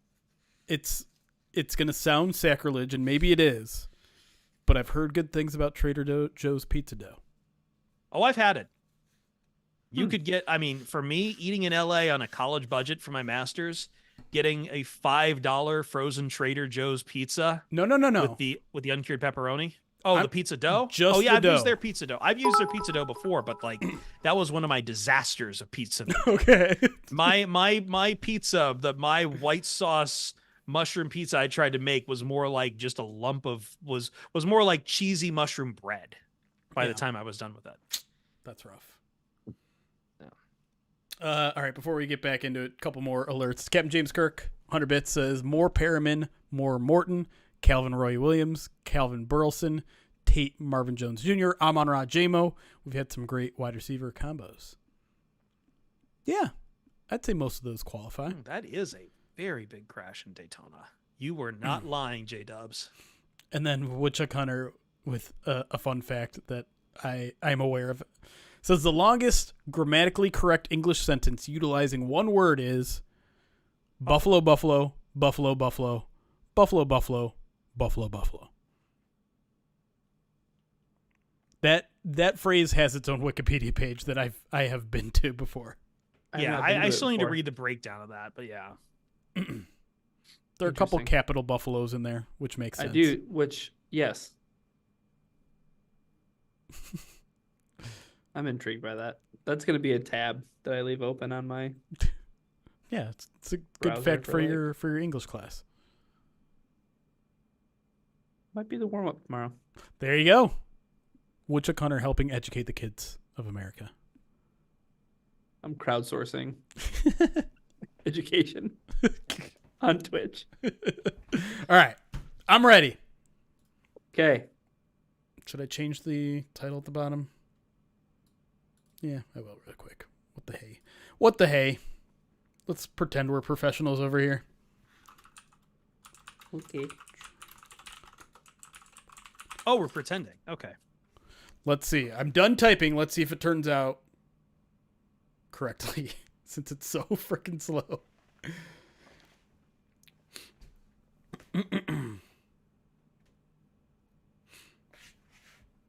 Even more fun is that you can use the word had 11 times in a row and it's correct based on that usage. What? How does that work? I can picture it 2 times. Had. No, even that sounds weird. Streamlabs. Wrong with Streamlabs. It's just I typed something 30 seconds ago and it's still filling that out. Oh. It's funny because when I run it from my Streamlabs, I don't have this problem at all, ever. My player crashes all the time. It works like on Chrome. Sometimes for me. I nailed it. Boom. Hell yeah.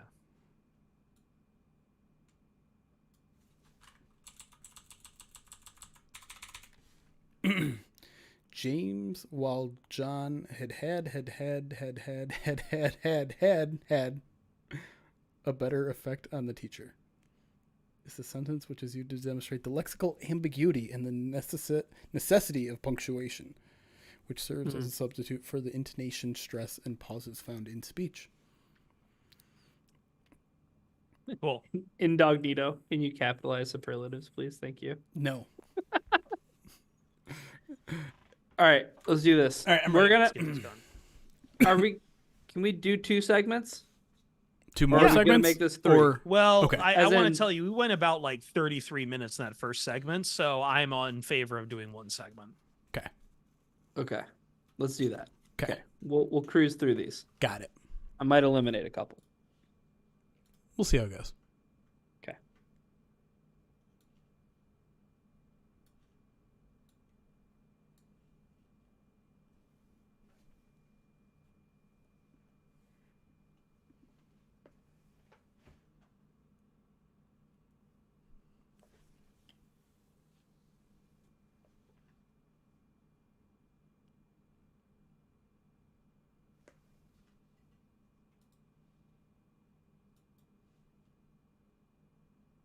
Pride to Detroit POD cast rolling along here. It is our favorite time of the year. It's time to do superlatives.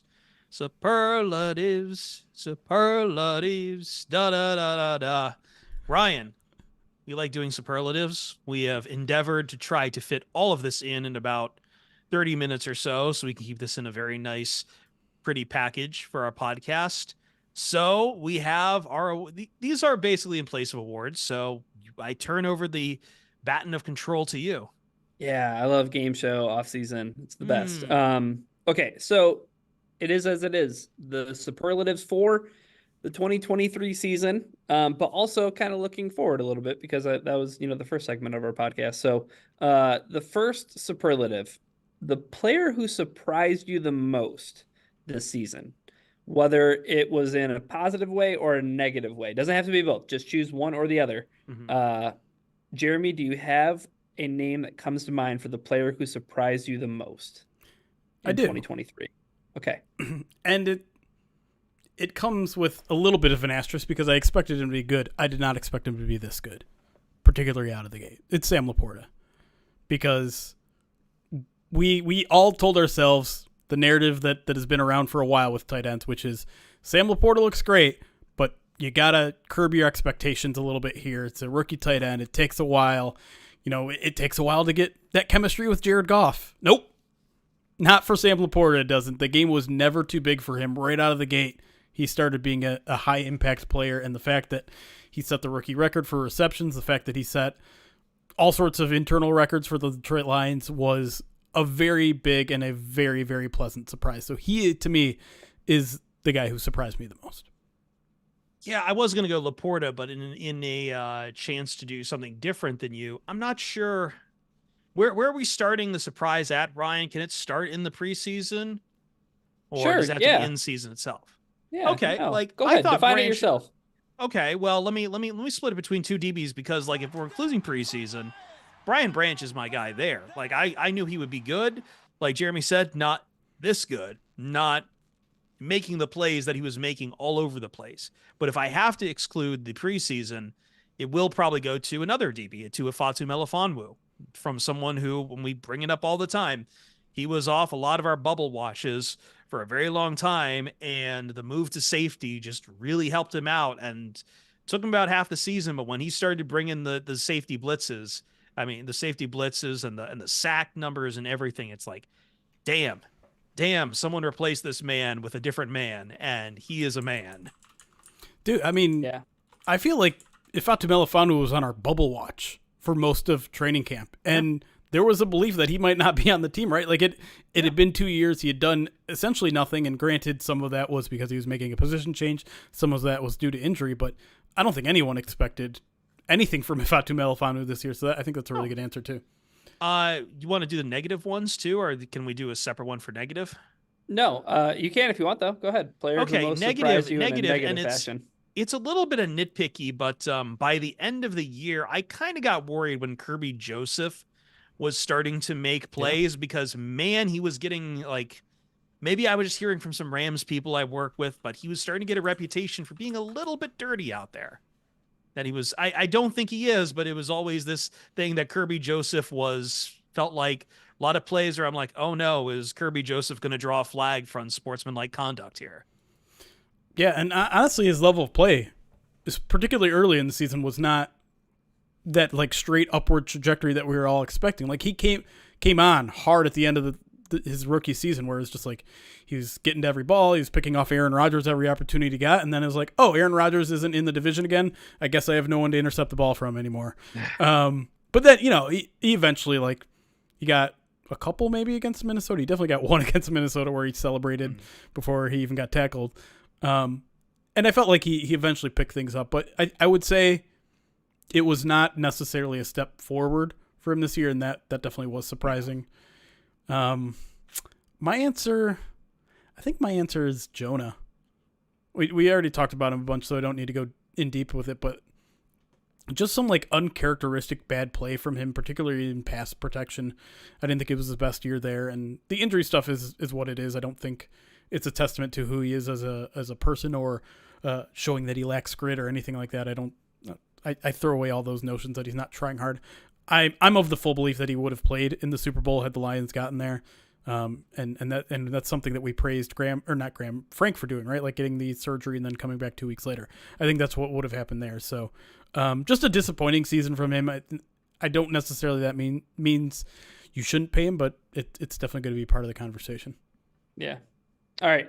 Next superlative, player who most overachieved in 2023. So I think this really takes into account, Chris, like your expectations for the player that you had coming into training camp, and that player most overachieved from where your expectations were. Damn, I guess here the problem is, once again, like, I feel like I want to go back to a Fatu Melifonwu again, but in the sake of trying to do something different.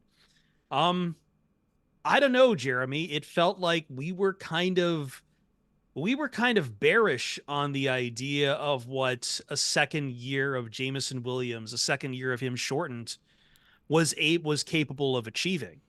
And by the end of the year, like, we thought he'd be fine. We thought he would be an option in this offense, but I don't think we saw that he would make the kind of plays that we had, like, he played like we kind of expected Jameson Williams out of Alabama to play in several points in this year. So in the interest of not just naming Iffy again, I think I'll go with JMO. JMO's an interesting answer because I think there's definitely there was like an expectation that he would eventually turn it around and get to where he was, but I had gotten pretty close to the breaking point with him, like around the midway part of the season where it just, I think plenty of fans did. Yeah. And I tried to be as balanced and give him as much leeway as possible because he didn't, have an offseason last year or 2 years ago. And then this year his training camp got cut and then he's away from the team. But like, there were some really bad mental mistakes he was making in those first 4 or 5 games that he was back. And I'm just like, is this kid going to turn it around? Because, I mean, if you're drafting him 12th overall and he still hasn't figured it out by the end of year 2, there's reason to be critical of that draft pick, but he definitely turned things around. My answer I don't like to try to bring up Twitch chat too much on the recorded POD cast. Someone does though chime in and say that we did have that podcast where I think most of us were like an 8 or a 9 out of 10 on the worry scale yeah, on JMO. Like that's how far we were like just concerned about what is Jamison Williams with the Detroit Lions. right. Yeah. I think Ryan was probably the least, if I remember correctly, worried. I got most worried after the hamstring injury in training camp. Yeah. That's Like fair. I feel like I wouldn't say it was my breaking point, but it was my point where I was like, you know what? I'm just going to free myself of expectations Yeah. because I don't want to set him up for failure. The guy that I would say overachieved the most was Derek Barnes, because I know Kelvin Shepard warned us all offseason that he's coming, and I know by this point Kelvin Shepard should be trusted when he says something like that. But when you draft Jack Campbell, you assume, okay, fine, Derek Barnes is going to come out. Maybe he starts the first 6-7 games of the season, then Jack Campbell takes over. It's not what happened. Derek Barnes essentially was the starter all freaking year, and yes, he split time with Jack Campbell, but played a lot more than Jack Campbell did. Comes up with maybe the biggest play of the entire season. I was very impressed with what he did. Overachieved almost sounds like you expect him to regress next year, and maybe that is a little bit of the expectation for Derek Barnes simply by nature of Jack Campbell getting better. But either way, you've improved the Lions' depth there, and I think you should be pretty excited for where Derek Barnes is at right now. Yeah. All right. Let's go to the newcomer who in 2023, who the 2023 Lions wouldn't have been the same without. So like, this could be a rookie that they brought in, a free agent signing, any newcomer to the team last season. Who would the Lions not have been the same without? Jahmyr Gibbs. Jahmyr Gibbs. If you want me to, I'll make it a double parter with David Montgomery, but that run offense isn't doing anything without someone like Jahmyr Gibbs. And I'm bringing it up because I want to keep just twisting that knife in Jeremy about the draft pick. Well, here's the thing. Jeremy spending money in free agency on a running back. That too. Like the investment in the RB position paid off tremendously this year for the Detroit Lions. They overhauled it on both front on the 1-2 on both fronts. I think Gibbs had the larger impact, and I think moving forward he will be the one with the larger impact. I'm not taking anything away from David Montgomery, but like, man, every time Jahmyr Gibbs touched that ball, like the ability to have that run game to set up everything else that the offense does to always like, I think we talked about it, Ryan, during the Super Bowl. What the 49ers got away from an identity, and it felt like they were doing third and long way too much, and that's why we lost the Super Bowl. The Lions, their identity is they don't want to be in third and long. And they want to be rolling over you for the first downs. And you don't get that without Jahmyr Gibbs just suddenly going nuclear. Well, you also don't have a run game without your offensive line. In fact, I would say it starts there. And you don't have a good offensive line if you don't sign Graham Glasgow, because you instantly lose Halapuli Vaitai. You have Frank Ragnow going in and out of the lineup. Graham was essential this year. I think easily their best free agent signing, although, you did have, I think David Montgomery deserves to be in this conversation as well, but I think Graham Glasgow was, in terms of the price you paid for him, in terms of the reliability, in terms of the level of play, right? Like, he finished as a top 10 PFF guard in the NFL. I think the Lions aren't going to be able to run. Like, your offensive line is only as good as your weakest link. And the right guard position would have been the weakest link. We saw Colby Sorsdal go in and play a little bit. We saw Aushika come in a little bit. Neither of those were pretty pleasant to watch. And so without Graham, I think the offense looks way different, and not at all in a good way. So I think that's why we talked in the first segment about why he's probably the number one priority re-signing. Yeah. All right, real quick on this one. Player who this team couldn't have gotten to the NFC Championship game without. And I feel like Jared Goff is a cheating answer, but if you want to say Jared Goff, that's fine. Hold on. I almost feel like anyone on the offensive line is a cheating answer, Jeremy. Like, we could easily make this. I could just say Frank Ragnow. You could say Panay Sewell, and we move on. True. Like, But I'd love to say Amon-Ra St. Brown, but like, come on, Decker, Sewell, Ragnow, pick your poison. I want to But say this though. I would say Ragnow of all those. If Like, you're not going anywhere without Ragnow. I hate to give this guy even more love because we've already said his name a million times, but I feel like the thing that pulled the Lions out of that midseason lump was not the offense. It was Ifeatu Melifonwu. Mm-hmm. He changed the dynamic of that defense where, yes, they were giving up a ton of yards, but they were suddenly getting these explosive plays on defense, whether they were sacks or interceptions. So I don't know if the Lions ever pulled themselves out of that midseason lull without Ifeatu Melifonwu, which means they may have not have won the division, which means they may not have had a home playoff game. Like, a lot of things may have played out way differently if he doesn't come on and really play to his full potential at the end of the season. Yeah. I'm just going to say a name because we didn't say his name once, but like the Lions without Aiden Hutchinson, I don't know what that defense looks like. Also, So, Yeah, very true. It's a shame that we are probably beyond the halfway point of this segment and have not mentioned Aiden. yeah. All right. Okay, so this is more offseason based superlatives. The player who should be most worried about losing their spot this offseason. In terms of their playing time. So like let's not maybe necessarily say, somebody's going to go from getting a bunch of playing time to, no playing time at all, but like who just any player who you see as somebody who maybe was a big contributor last year and we're going to see less contributions from them next year. Because someone's taking their spot. Yeah, Barnes might be one of those guys with Jack Campbell probably expected to take a bigger role next year. Trying to think if there's a different answer since I just talked about Barnes, but I feel like mine might be a retread of a name too. The problem is like everywhere I'm thinking of, it's already places where they're losing players, right, Jeremy? Yeah. Like, Yeah. I'd be like, okay, yeah, like maybe someone in the DBs loses it or a CB, but we'll have to see what happens with CJ Gardner-Johnson and Jerry Jacobs. But like, do I have like, okay, I know I mentioned him earlier. We mentioned how set kind of the safeties were, but I could absolutely see a universe where Kirby Joseph takes a step back next year. Like, I don't think, I know the other competition at safety isn't fantastic right now. You've got, I think he's moved past Tracy Walker and Ifeatu Melifonwu, but if Tracy plays well in camp and tries to get his position back, or if the Lions do decide they want CJ Gardner-Johnson or gets another safety, like I don't think Kirby's a locked-in starter at all.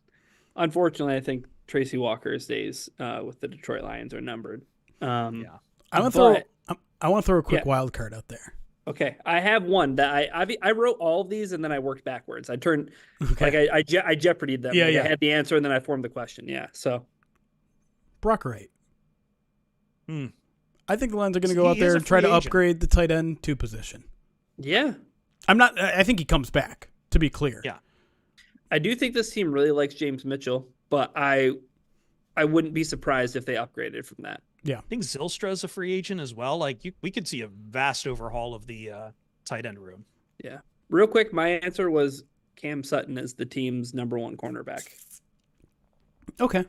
So he gets demoted, but still probably plays. Still plays all a the ton, snaps. for sure, right? But it wouldn't surprise me to see the Lions be aggressive in the sense that like a cornerback comes in who can make him more comfortable as the team CB too. I mean, that seems to be the big thing that people are mocking corners to Lions. I think more people are warming on the idea of a second edge rusher as well. I mean, a second DE, but like CB1 has been on the minds of every fan since probably about the middle of the season. They could get by with their edge defenders. Like if Josh Pascal is edge 2 opposite Aiden, that's workable. They don't have a solution at corner right now. So I think it's the definitely more pressing need. I think the reason people are bringing up edge is mostly just because like where they are in the draft at 29, like, sure. Like that seems to be where there's going to be more second level DEs available versus cornerbacks. Well, this one's real quick just for fun, but the position group most likely to be next year's quote unquote bloodbath, to borrow Kelvin Shepard talking about the linebacker room.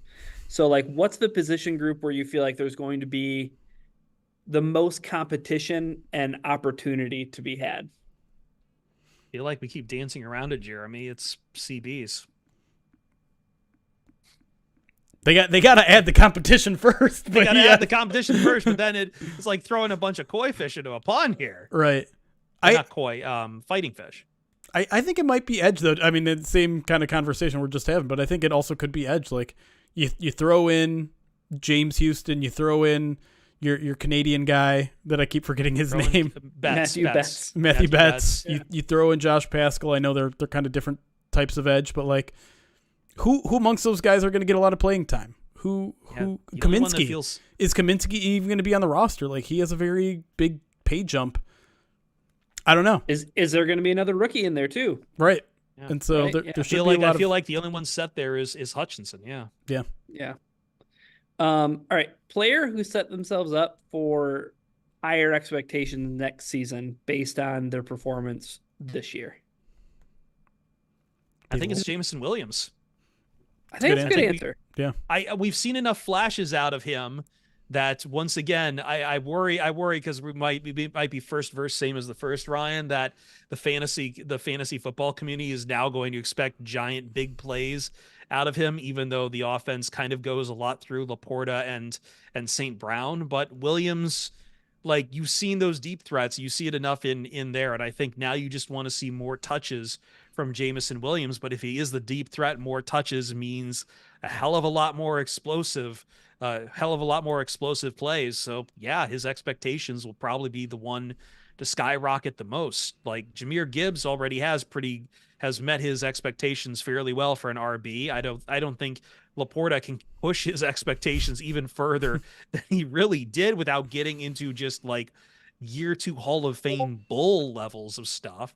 So I think my answer is Jameson Williams. Like, yeah, he showed you enough, but now he could show you a lot more. And I think that's where the expectation ceiling is a lot higher for him.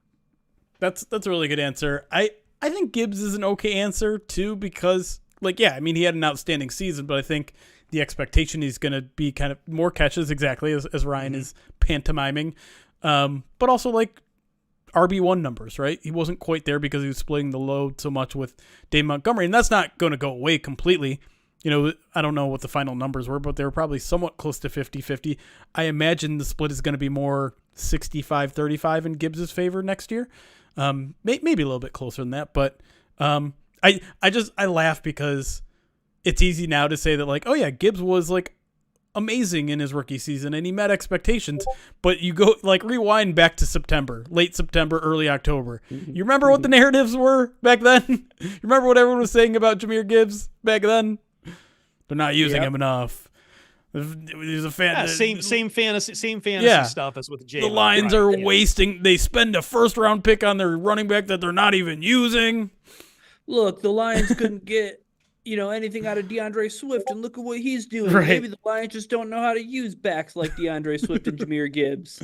Well, flash forward 3 months later. Yeah. So, I mean, getting a full season out of Jahmyr Gibbs in kind of a more RB1 role, I think, could set the bar very high for him. And I said it a podcast or two ago, like, I believe he is already in the conversation of a top 5 running back. Mm-hmm. He could move into, like, top 3 category with a full year. I honorable mention, I don't think they've been, I think he's already at a lot of the expectations, but I do feel like, at least from a counting stat perspective, there's probably going to be higher expectations next year for Aiden Hutchinson. Just like he had 11.5 sacks, which I think put him tied for 12th in the league.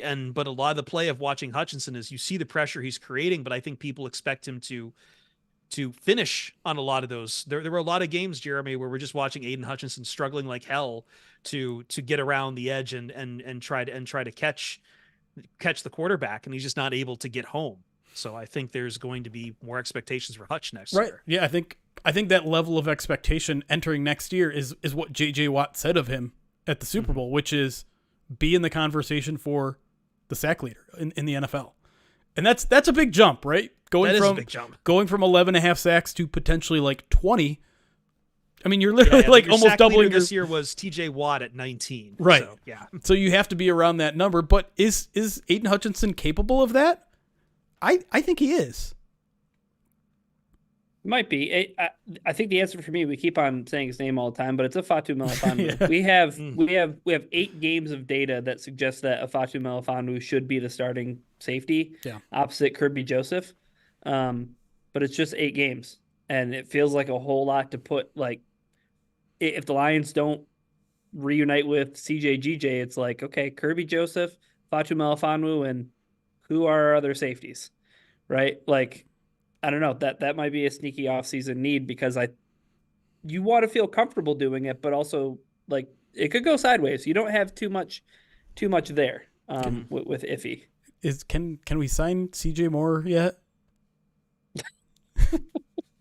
See, not suspended anymore. I have no idea. I have no idea.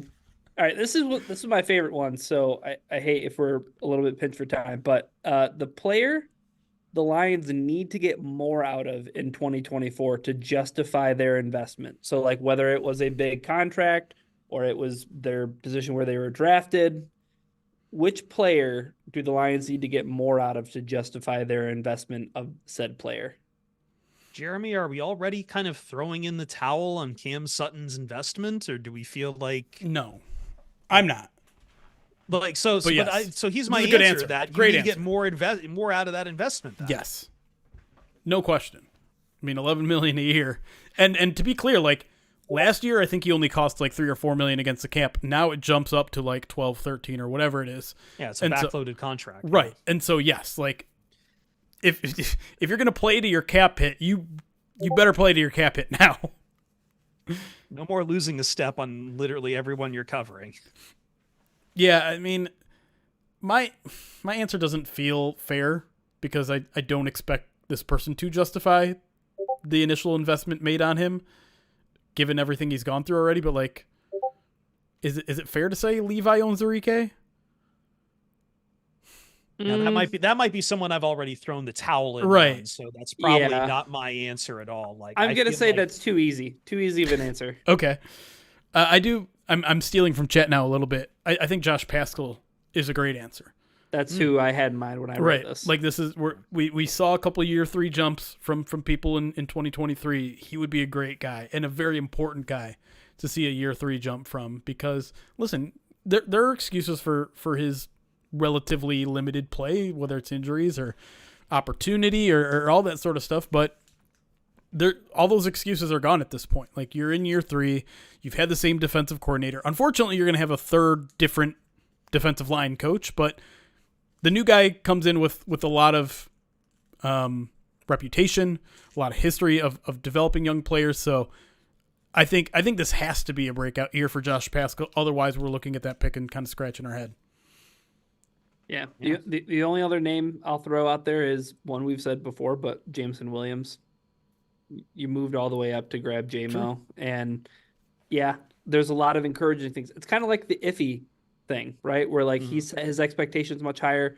You would assume that Jameson would have even more expectations going into next season, and yeah, I mean, you're talking about a guy who, like, you hope that he can catch 65 passes, right, in a season. Yeah. Speaking of draft investment too, like, I'm still trying to figure out when Broderick Martin really gets to show why the Lions were spending a 3rd round draft pick on him. And I know it's the end of the 3rd round, but still, like, that was your draft investment capital. I know they have to kind of slow walk him and Colby Sorsdal, but at least, like, we have the path to Sorsdal, and I think we have much lower expectation of Sorsdal because he was, later on day 3, but Martin, I think it's also the need right now, right? Like, the Lions need more interior defensive linemen. And so we're already, I think, again, this goes back to the question on Levi owns Enrique, but, like, someone's got to step up and be up there with McNeil. Yeah, no, that's a good answer too. And I don't think it's a condemnation of how his rookie season went. I think it mostly went how everyone expected, according right? to plan. Yeah. Yeah. Right? I mean, they tried him during that Raiders game and it didn't go so well, but, they said from the very get-go that guy was a developmental guy. And is a 3rd round pick a little high for a developmental guy? Maybe. But I think the expectation is that you get on the field in year 2. Hopefully by the end of year 2, you show, like, you can potentially have a starting level body of work. And then in year 3, I think, is when, like, you really hit the, okay, you should be either a starter or a heavy contributor by then. Yeah. All right, that has been We did it. superlatives. Hell yeah. Made good time on it too. Yeah, fantastic. I think we actually finished that about the same time it took Jeremy to read all the alerts on Twitch. All right, Ryan, you get to read the alerts now. I don't want to do that job. Just wait till Nick the Greek comes in. Have fun. On that note, I think we're going to get out of here. We've got midweek mailbag is back, and we've got the Twitter. We can't really call it a Twitter Spaces show because it's not really Twitter Spaces, but at the same time, we're also arguing about the name of the show itself. Just for the time being, the website formerly known as Twitter and the sub app formerly known as Twitter Spaces call-in show. Yeah, just wait until we kill that platform too. Oh God. Make sure. Hey, Blue Sky is open now. You don't need an invite for Blue Sky. Blue Sky spaces. Sky Spaces. Sky. I don't. What are we doing?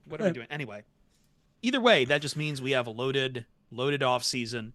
Lots more content to come. We have some big plans coming here down the line, but we are now less than a month away from the opening of NFL free agency. We're going to be giving you a lot of previews on the next few PODcasts about free agency, more topics about the Detroit Lions. The Combine is next week, Chris. The Combine is next week. The Combine. The Underwear Olympics. Who doesn't love that? Are we sending Jeremy to the Combine like we sent him to the Senior Bowl? Absolutely not. I will go to the Combine one year, but not this year. You don't want to go to St. Elmo's Steakhouse? No, the shrimp cocktail. Oh, shrimp cocktails. I got sick off shrimp cocktails in high school. Disgusting. It's super spicy, guys. It's really cool. I'm Christopher Fett at Christopher Fett on Twitter. Jeremy Reisman at Detroit Online. Ryan Matthews, the Rock God at Ryan_POD. As always, we'll see you Starside. Recording stopped. Hell yeah. Quit yucking people's yums. Sorry. I just the fact that it becomes a thing every single year is very silly to me. Like people year. it was even shrimp cocktail. It was even being brought up for the All-Star game stuff. Like it's like, oh, this guy isn't playing well because he's out at 3 a.m. at Elmo's Steakhouse. Like, oh God, shut up. Is there any other restaurants in Indianapolis? No, I think that's the point. Nah, that's mean. They just hosted the All-Star game, and I don't think I saw anybody say one nice thing about Indiana. Somehow I got through all of it without bringing up any jokes about the Colts, and I feel like it's a loss. I lost an opportunity. Yeah, that is a lot of people did have. I mean, not a lot of people had nice things to say about Indy. I think a lot of it just because it was cold and it's Indianapolis. Oh, yeah. But there were people that were like, there should never be an All-Star game that isn't in a warm weather city. But isn't that what who's the guy before Silver?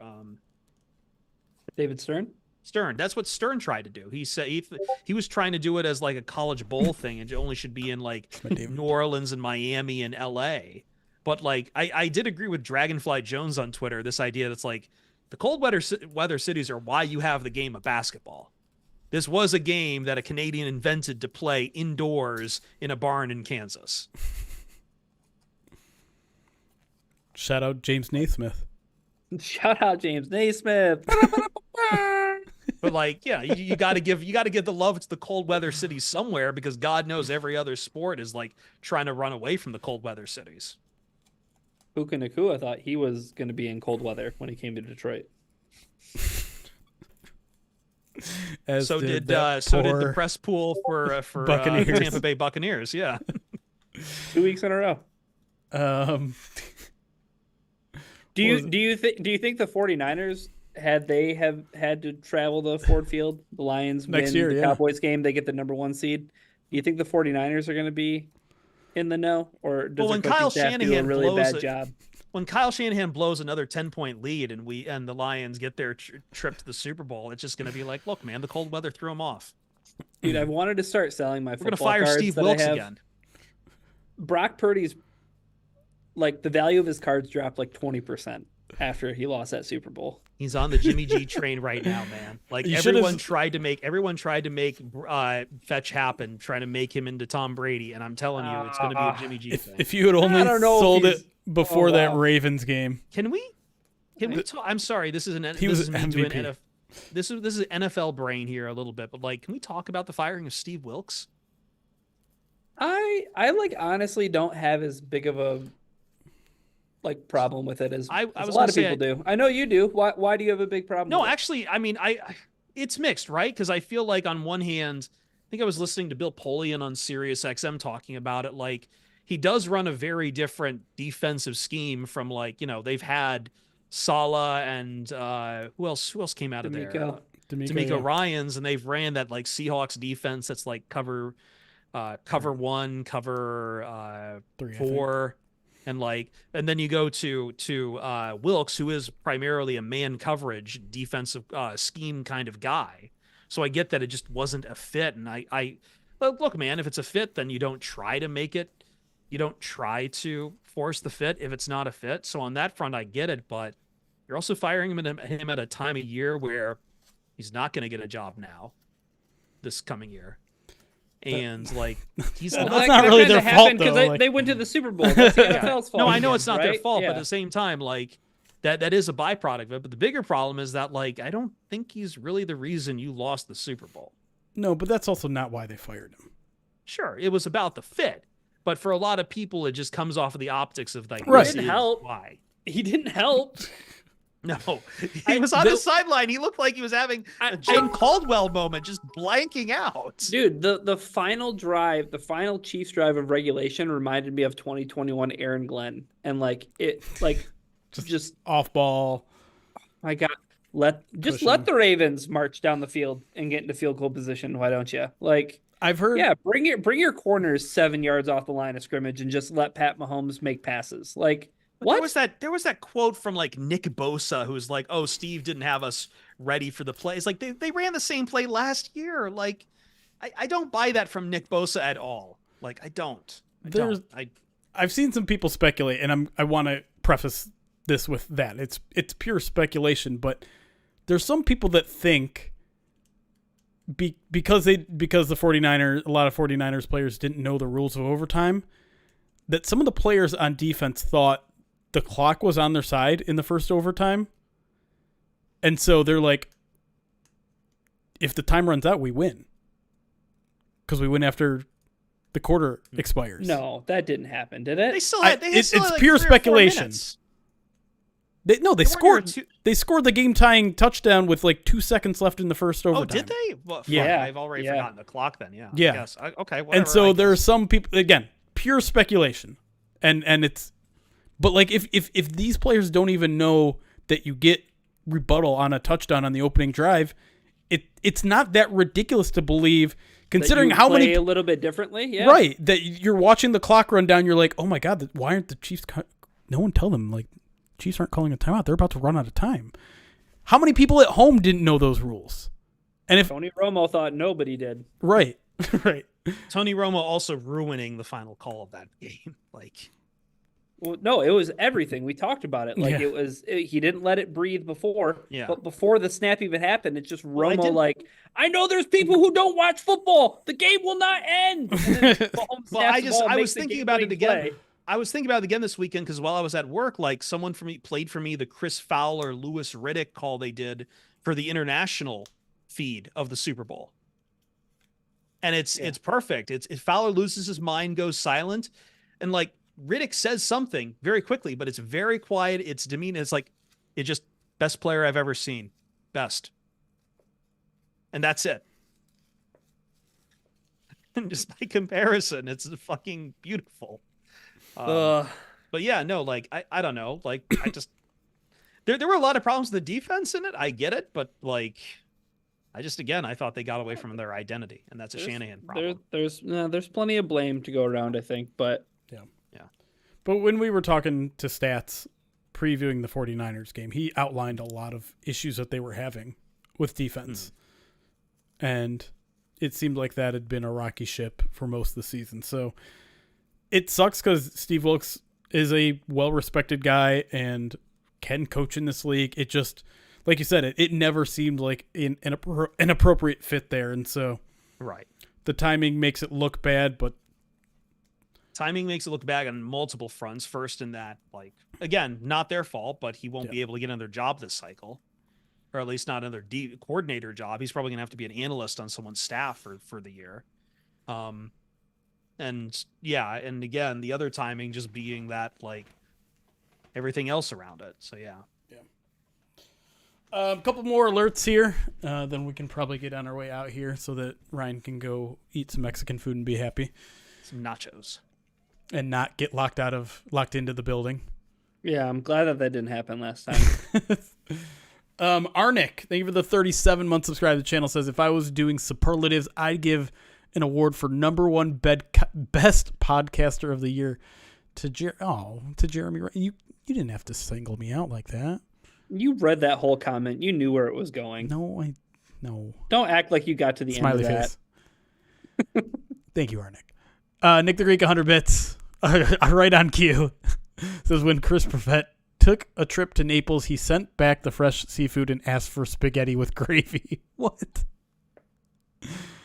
You don't know Chris if you think he wants spaghetti with gravy. No, I mean, when he says gravy, he means the Sunday gravy. What does that mean? I'm going to assume he means the Sunday gravy. I don't even know what that means. Sunday gravy is a marinara sauce. Oh. But when Italians talk about gravy, they're talking about a red sauce. Oh. But also, like, I'm sorry, what did he say I sent back? Did he say I sent back fish? Fresh seafood. Yeah, if you know me, I'm never sending back fresh seafood. I was talking to someone about was it? It's Lent. It's Lent right now, baby. No, what's the Toledo sushi spot? You always raving about Kengo. Yeah.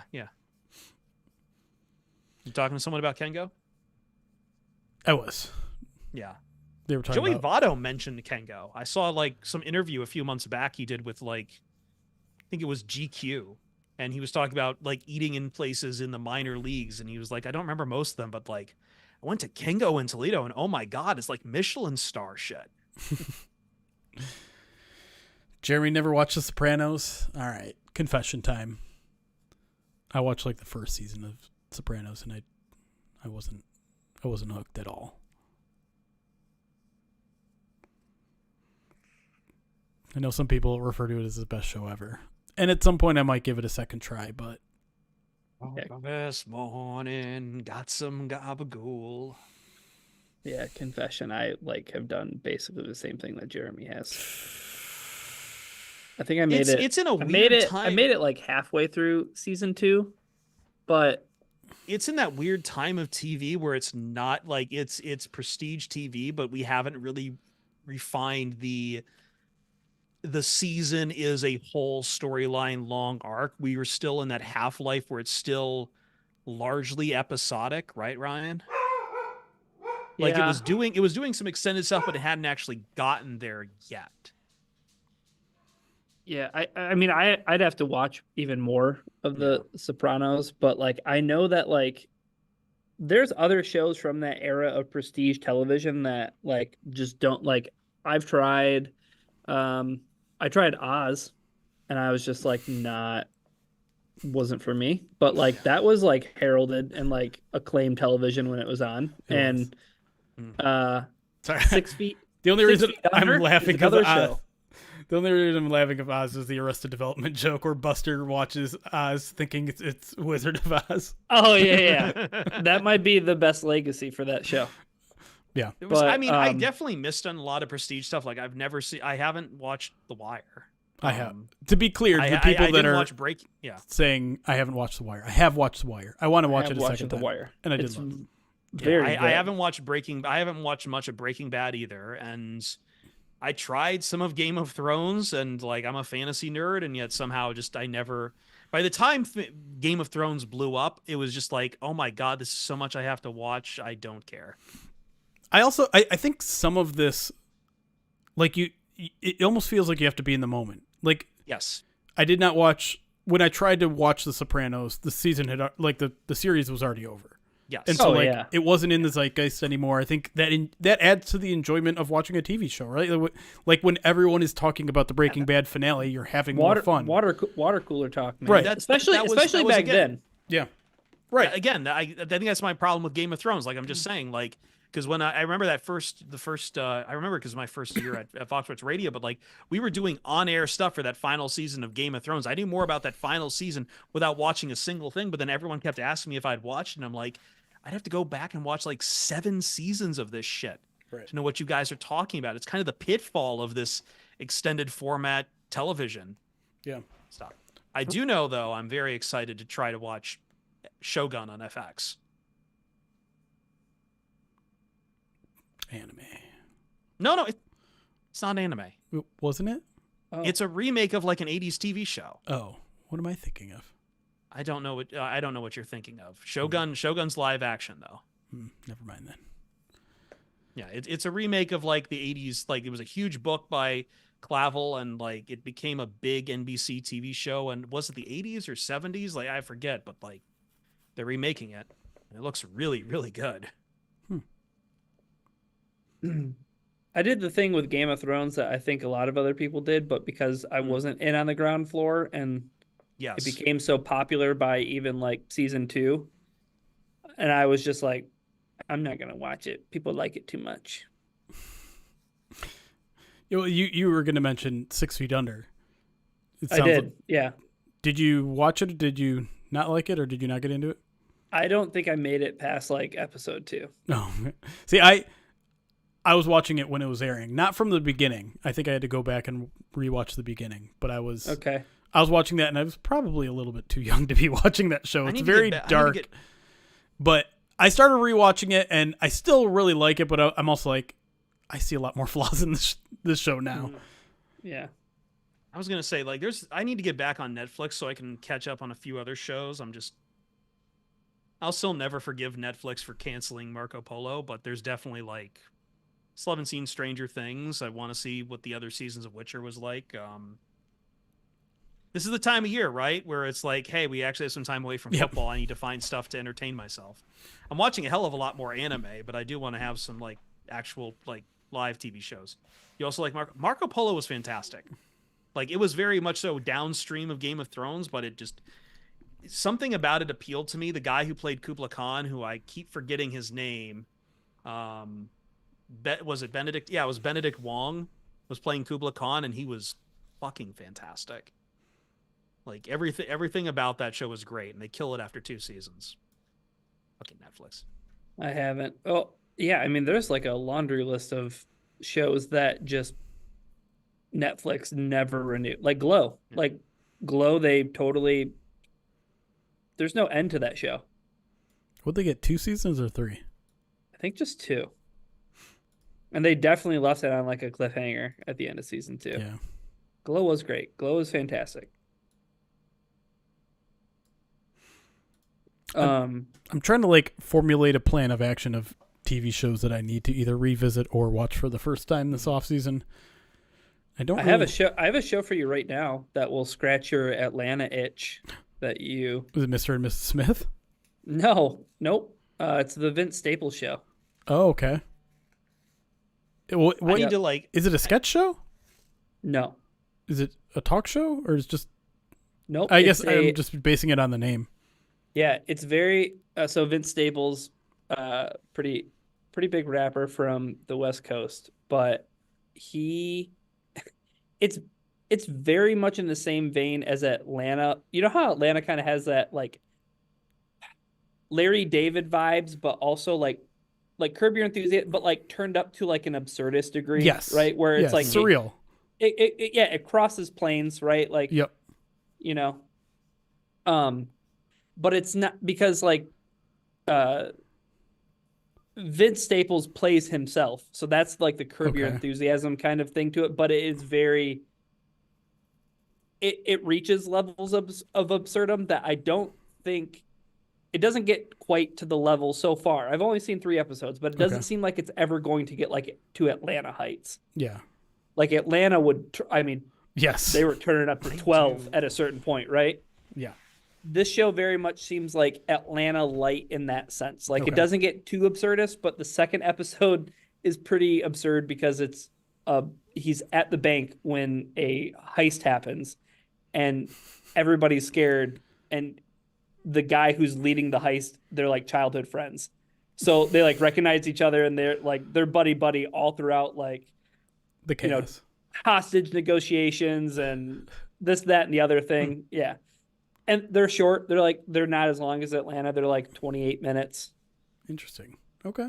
I have to make an attack plan because it's also like there's so many services now where it's like I know I have Max until probably about June because I got a year-long plan. I don't know if I'll do it again, but and I know there's a new. Did you see I know there's- Jeremy in chat, Chris, in Slack? Hold on, let me see. No. This was like way back in. This was Oh. yesterday in Slack where he was talking about like subscription services and not remembering to cancel them and stuff. Yep. Yeah, we were talking about that. Yeah, because Yeah. like I think I actually got hit with an email. I'll share the story from there before continuing my point. But like, I got an email saying your PayPal account has been charged for $17 for another month of NFL Plus. I'm like, oh fuck! I got back NFL Plus so I could rewatch some of those playoff games for the Lions, and I forgot to cancel it.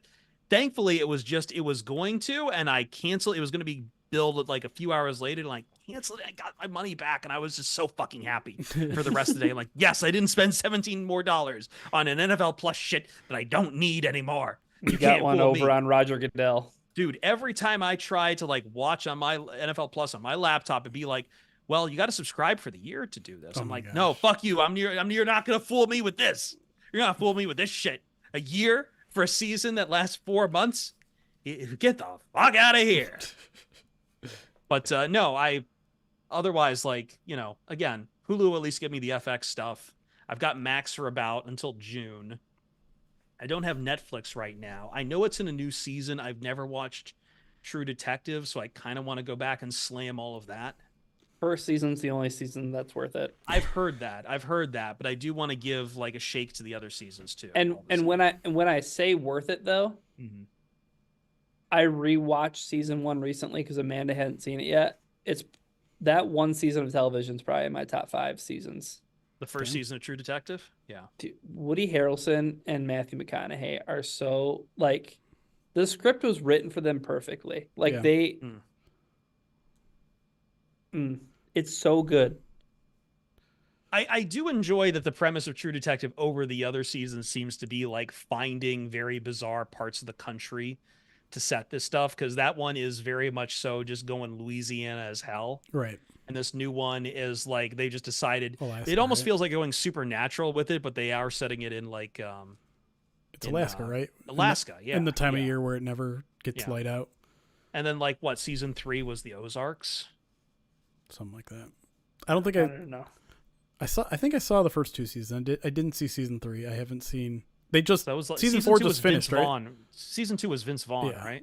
Yeah, Yeah. and And Colin Farrell. I am not a Vince Vaughn fan, so that was a struggle for me.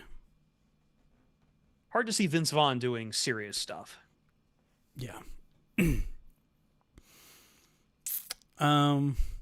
Someone asked about The Curse. I'm about halfway through it. And man, it is something. It's a rough watch. It is. It's Not because it's bad, but Right. because it just makes you feel uncomfortable. yes. I do see on the front page of Max right now, Band of Brothers. I have no plans to watch Band of Brothers. I just remember how everyone in my freshman dorm had the DVD tin box set of Band of Brothers. They sold a lot it of was- those. that Che Guevara shirts were still kind of like simmering around. And then the what's the Led Zeppelin album with the Hermit from the Tarot? Was that Led Zeppelin? Should be 4, Should be 4, yeah. I Like, think. and of course, Dark Side of the Moon. Just makes me think of college. Just makes me think of freshman year of college every time I see Band of Brothers. I've never seen Band of Brothers. My running joke with my friends is that I think I've seen like 3 war movies. Yeah, I don't get into those. I don't really seek them out. My favorite one is probably Full Metal Jacket, but it's because like that's the kind of like war movie that I want to watch. Well, it's funny because it's always the joke about Full Metal Jacket is, um, which Full Metal Jacket are we talking about here? It's the ultimate like boomer filter. Are you just watching the first half of Full Metal Jacket, or do you actually enjoy the second half? Yeah. Mm-hmm. I mean, my favorite is still always Apocalypse Now, but I just like Coppola. That's one that I haven't seen. The problem But with this watching is the running Apocalypse joke. Now, the problem with watching Apocalypse Now, there's like 8 different cuts of it. Mm. Yeah. One of my friends bought me Saving Private Ryan as a joke because he's like, Oh. "You've seen this movie," and I was like, "I have not seen Saving Private Ryan." I hate I haven't Saving either. Private Ryan. I haven't seen that. hate I haven't Saving seen Black Private Hawk Ryan. Down. I think I saw the one about the bomb diffuser person. Hurt Locker. Yeah, I think I did see that. Hurt Locker was, I mean, Bomb it's a very diffuser low person. bar to clear, but like Hurt Locker was probably the best movie to come out from the Iraq War. Does Forrest Not like Gump there's count a as a lot of war movie? No, Forrest Gump sucks. Oh man. I just like the ones about war, violence, genocide, all that stuff. I can't bring myself. That's So the point I've of a never war seen movie. Schindler's List. But that's the point of the war movies is the horrors of war. I know, Dude, but we had to watch Schindler's List our senior year in high school, which I was like, I don't know about this. Like, ugh. but then again, I also chose to watch A Clockwork Orange my senior year in high school and was not Oh my god. told like what was going to happen in that, and like, So my God, I could never imagine ever. I have doing that I have in a funny today's age. story. I have a funny story about that because we did get Clockwork Orange in AP English, and actually Apocalypse Now features into this. For whatever reason, Apocalypse Now came up during our conversation, and my English teacher, she said that she cannot watch, like she lived through that time, and she cannot stomach the Flight of the Valkyries scene from Apocalypse Now, the one that everyone loves.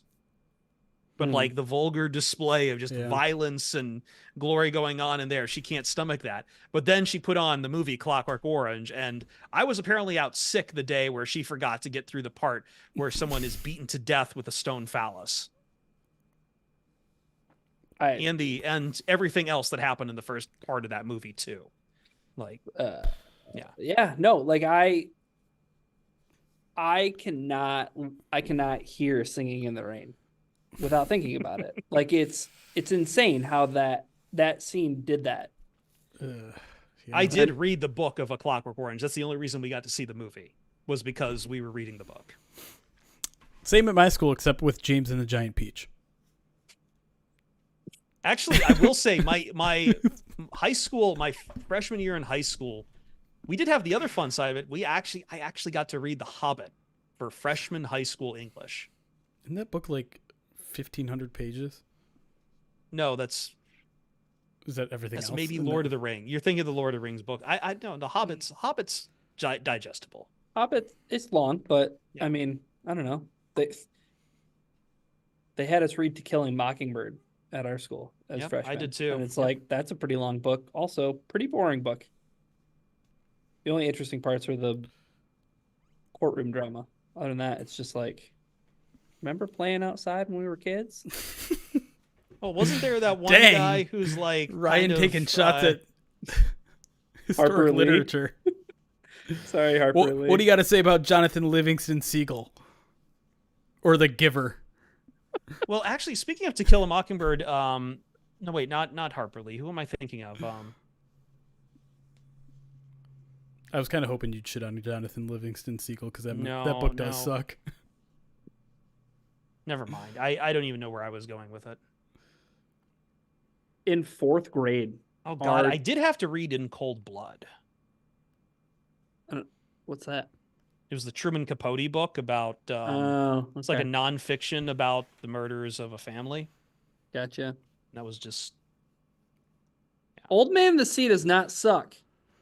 Oh boy, I Ryan's fighting. somehow dodged all of middle school. Hold on, I want to explain this accomplishment. Somehow, because I got those AP English classes, somehow I dodged both middle school and high school without ever reading Hemingway, and I still have yet to read a single word of Hemingway. You're doing yourself a disservice. I'm just being honest. I think I've remained pure. I will say I like his short form rather than the longer things I've read. Hemingway does not suck. You guys, shut up. This is no, you're. This is some high school teacher thought going on here that Hemingway doesn't suck. Yeah. Well, surprise, surprise. The white guy sticking up for the dead old white guy. Like, Ooh, Catcher in the Rye. Classics. This is I a pivot. This is a pivot point in the conversation. I read Catcher in the Rye, but I mean, it's too easy to say you hate Catcher in the Rye, isn't it? No one actually enjoys Catcher in the Rye because it's stabbing you in the heart. I think yeah. I liked it as a kid. I felt like I was the loner counterculture guy in high school, and so it hit me. Dude, yes. That's why I, like, my senior year, I was like, my favorite movie is Taxi Driver. Oh my god! Speaking of long ass books, The Count of Woodchuck Hunter, The Count of Monte Cristo. I couldn't get through that book, but I did enjoy the movie. I don't know anybody who can ever say their favorite movie is Taxi Driver. I want to go back to my 17-year-old self and be like, what do you like so much about it? What? You push him on it. Yeah. Like, why did that? I don't know. That's why I always pride myself on being on a teacher who like pushes people to be like, I like this. I'm like, why do you like it? Tell me why you like it. Like, give me actual reasons why. Do you ever think, Ryan, that you'll ever be able to teach Cormac McCarthy in a high school class? I don't, dude. Like, I feel like it's risky to teach Fahrenheit 451. Jeez. I was just thinking of Cormac McCarthy because district. Steinbeck was like that other guy before Cormac McCarthy as far as like Steinbeck isn't dead yet, is he? He's still just like completely shut off from the world though.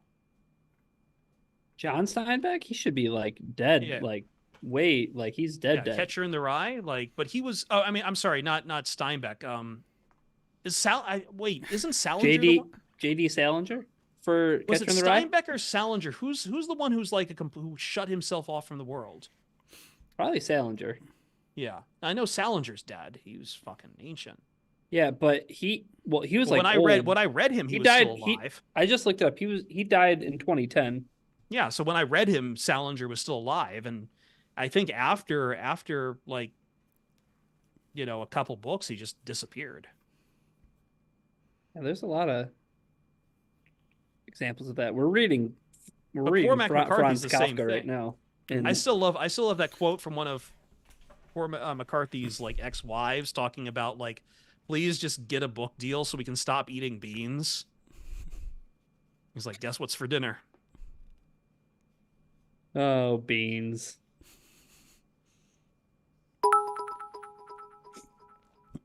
Nick the Greek's going off. Let me read some of his alerts here.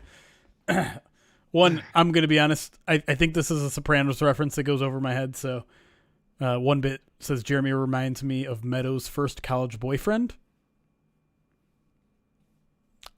I'm assuming that's a Sopranos character. Is there someone named Meadow in it? Yes. Yeah. The daughter. Yeah. Tony's daughter. Yeah. Another one bitter says, wait, when those guys were saying, hey, you boy, I was the boy, which is a George Michael from Arrested Development quote. 100 bits from Nick the Greek because he was watching a live feed of the prison, but I think he thought it was a TV show. Yeah. Nick the Greek 100 bits says the sun also rises. Changed my life at 23. Only a soy podcast would criticize Hemingway. When Chris laughs like that, he sounds like Mark Hamill as the Joker. No, don't let it get too zany. Okay. It's no. That's too bozo. That's too okay. You do have a really good clown laugh, though. Okay. Your sinister laugh sounds very Mark Hamill and Jace. Another 100 bits from Nick the Greek says the brothers Karma. Oh my god, I can't say it.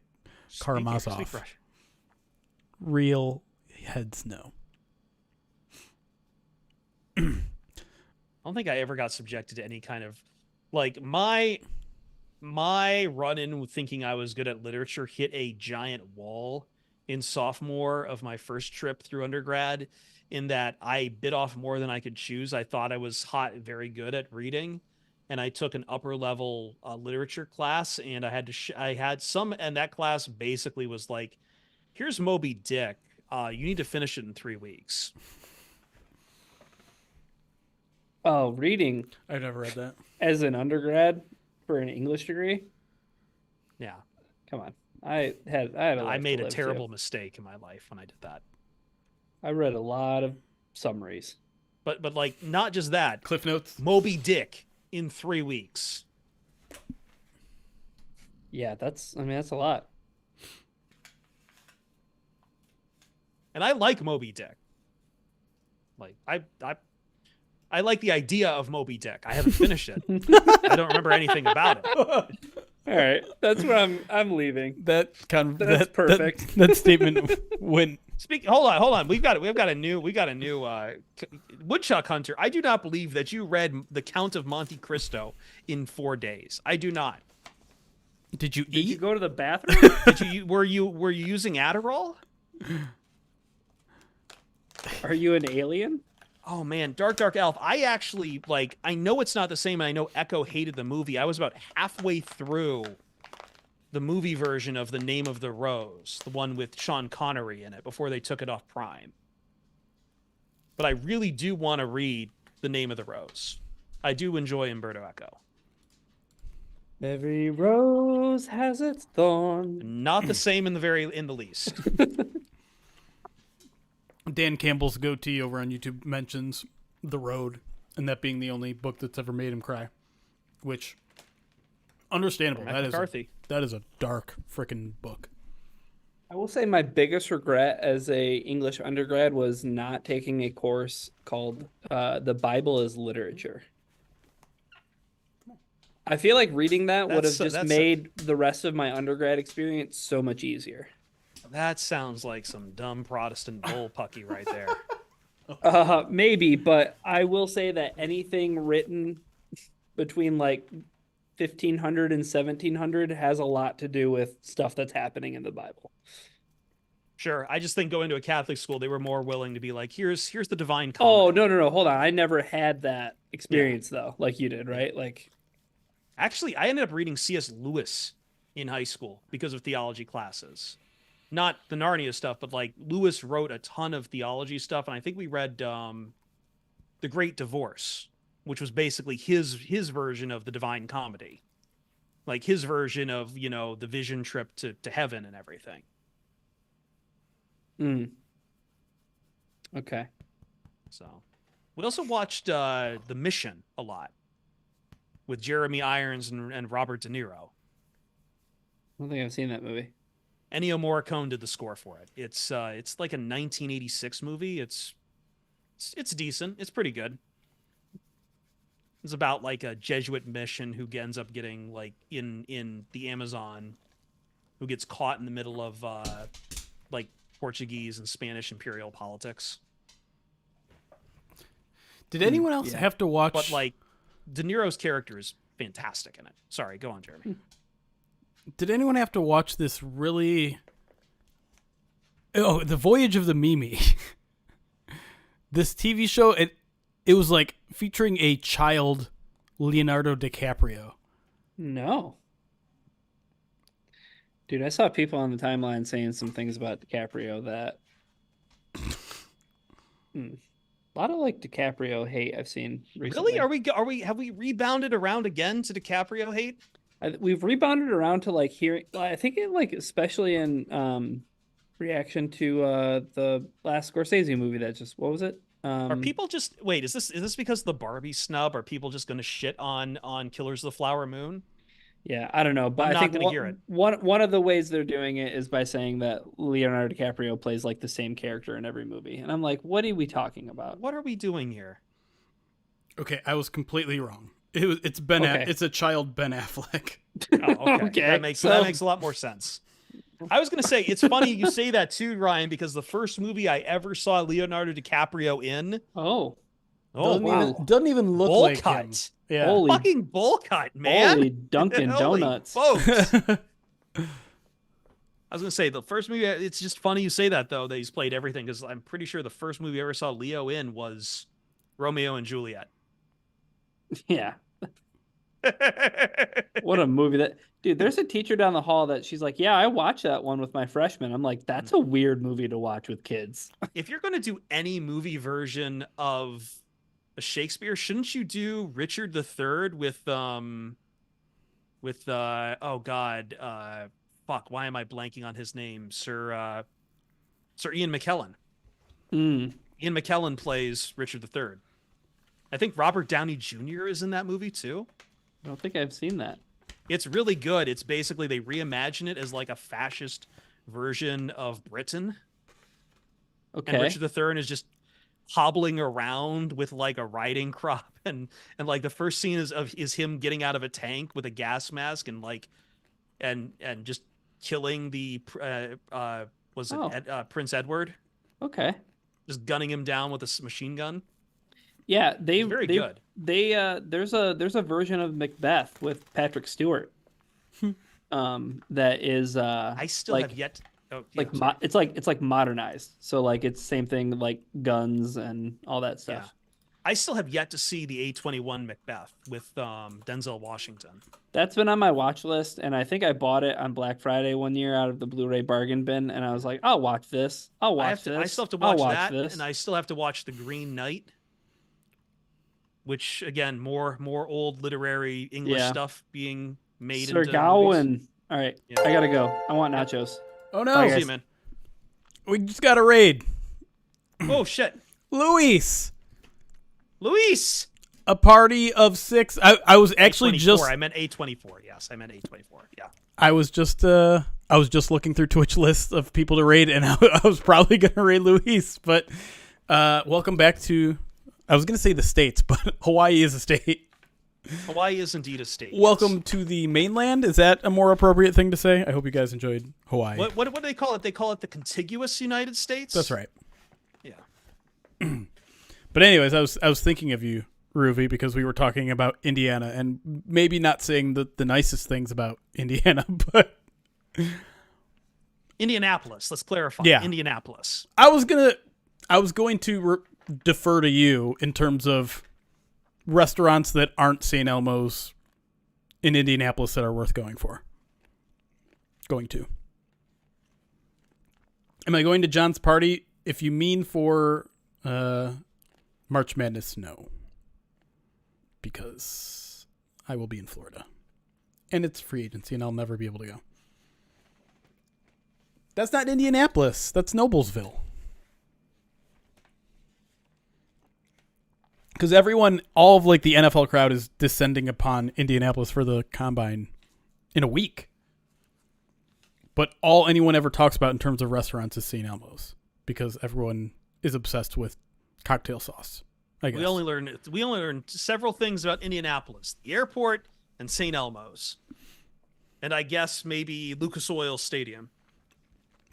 I'm not going this year, Ruby. I think I'm going to go next year. I was going to go this year, and then I just got too exhausted from the playoffs.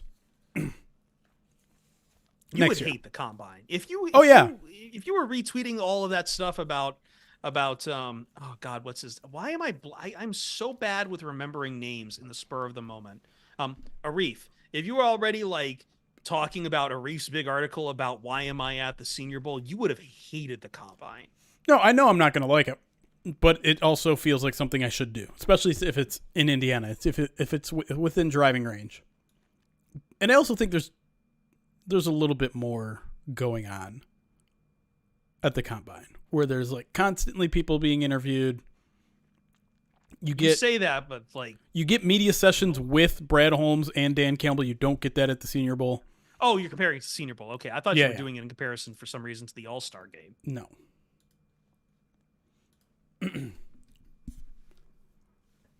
Ruby, you know that's not true. You know that's not true. I mean, that said, like, now that you're like a podcaster, you're kind of competition. Take you out. I was actually saying to John today, I was amazed that John didn't know who. I was very offended that he didn't know who Mel Brooks was, and he didn't know Gene Wilder either. Huh? Yeah. Huh? That big fat cat going, huh? Huh? So I'm glad you're there to to guide along some of his naivete. Yeah, Katie from MI. Ow. Here, I'm gonna make a concession. I don't want to pick up Ruby, but I do have Zoom on my phone, so let me get. Bring in a third camera here, a Ruby It'll cam. probably kick me out, but like, yeah, let me get a Ruby cam going. I can get Zazu back in here too. Zazu, come here. I got some more foul Capone for you, buddy.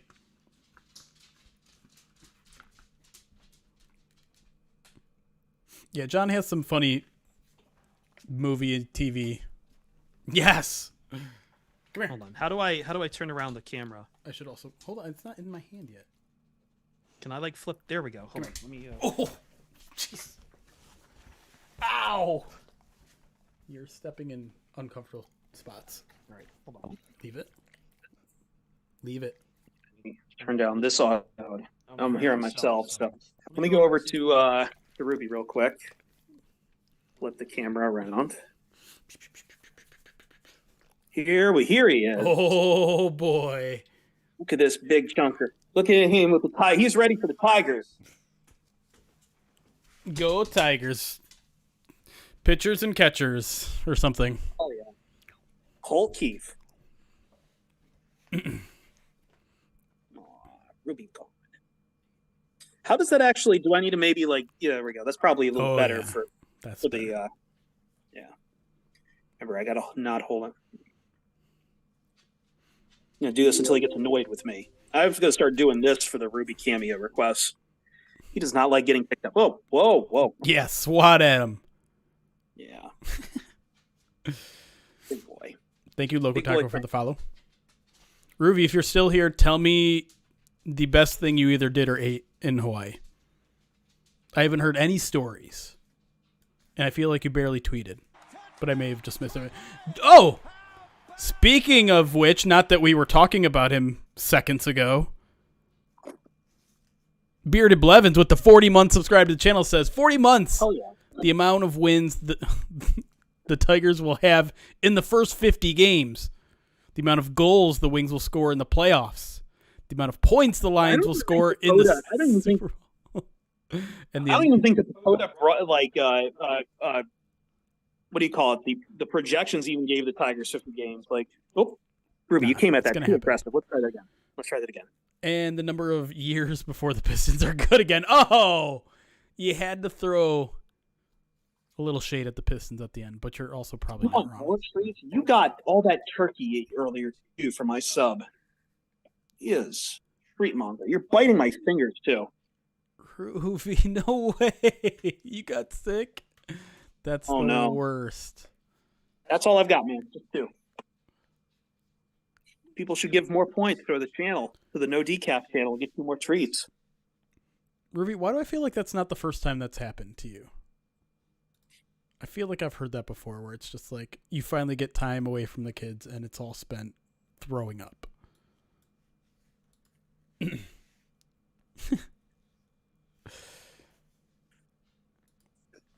We've broken new grounds and actually doing this stuff. By the way, if you hadn't been picking up what I'm putting down, John and of course Mrs. Ruby have a podcast called "Is This for Kids?" where they talk about whether movies are appropriate for children or what age they are appropriate for children. Not just movies, TV, media, all that sort of stuff. I don't have kids. I still listen because I think they have good on-air chemistry, and I laugh at all the things that John doesn't know. What a good cat. He really is. I've been working so much. I'm not usually around him as much as I should be. Steel Lion, 13 months, says, just got here. Is it football season yet? No. In fact, it's not even the part of the podcast where we're talking about football anymore. We're closing. How many things up days here. until the Michigan Panthers? Oh God. No. I made the comment the other day on FSR that we are 1 month away from we have at least 1 month without football and much longer if we want actually good football. Maybe it'll be better now that the XFL and USFL are together, Like the talent pool is combined, so maybe. I really do think that like starting it in March feels rough. But when else would you do it? I don't know. That's kind of the problem. There is no good time for spring football. No.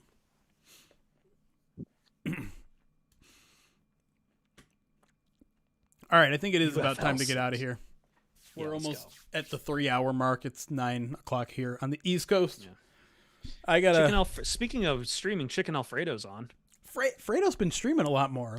I think that's a good place to send you peoples. Yeah. He's an Eagles fan, so you guys can talk all about Julian Okwara if you want.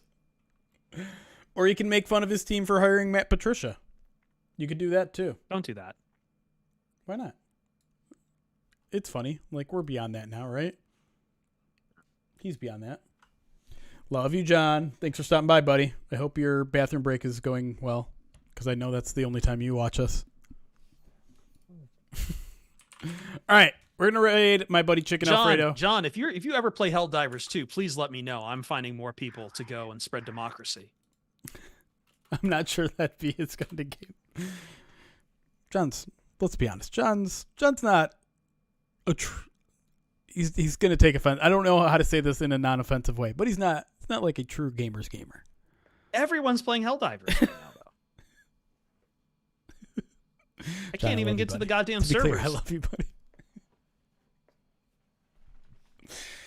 All right, guys, we'll be back live Wednesday, hopefully afternoon, doing the midweek mailbag with, of course, what are you making that face for?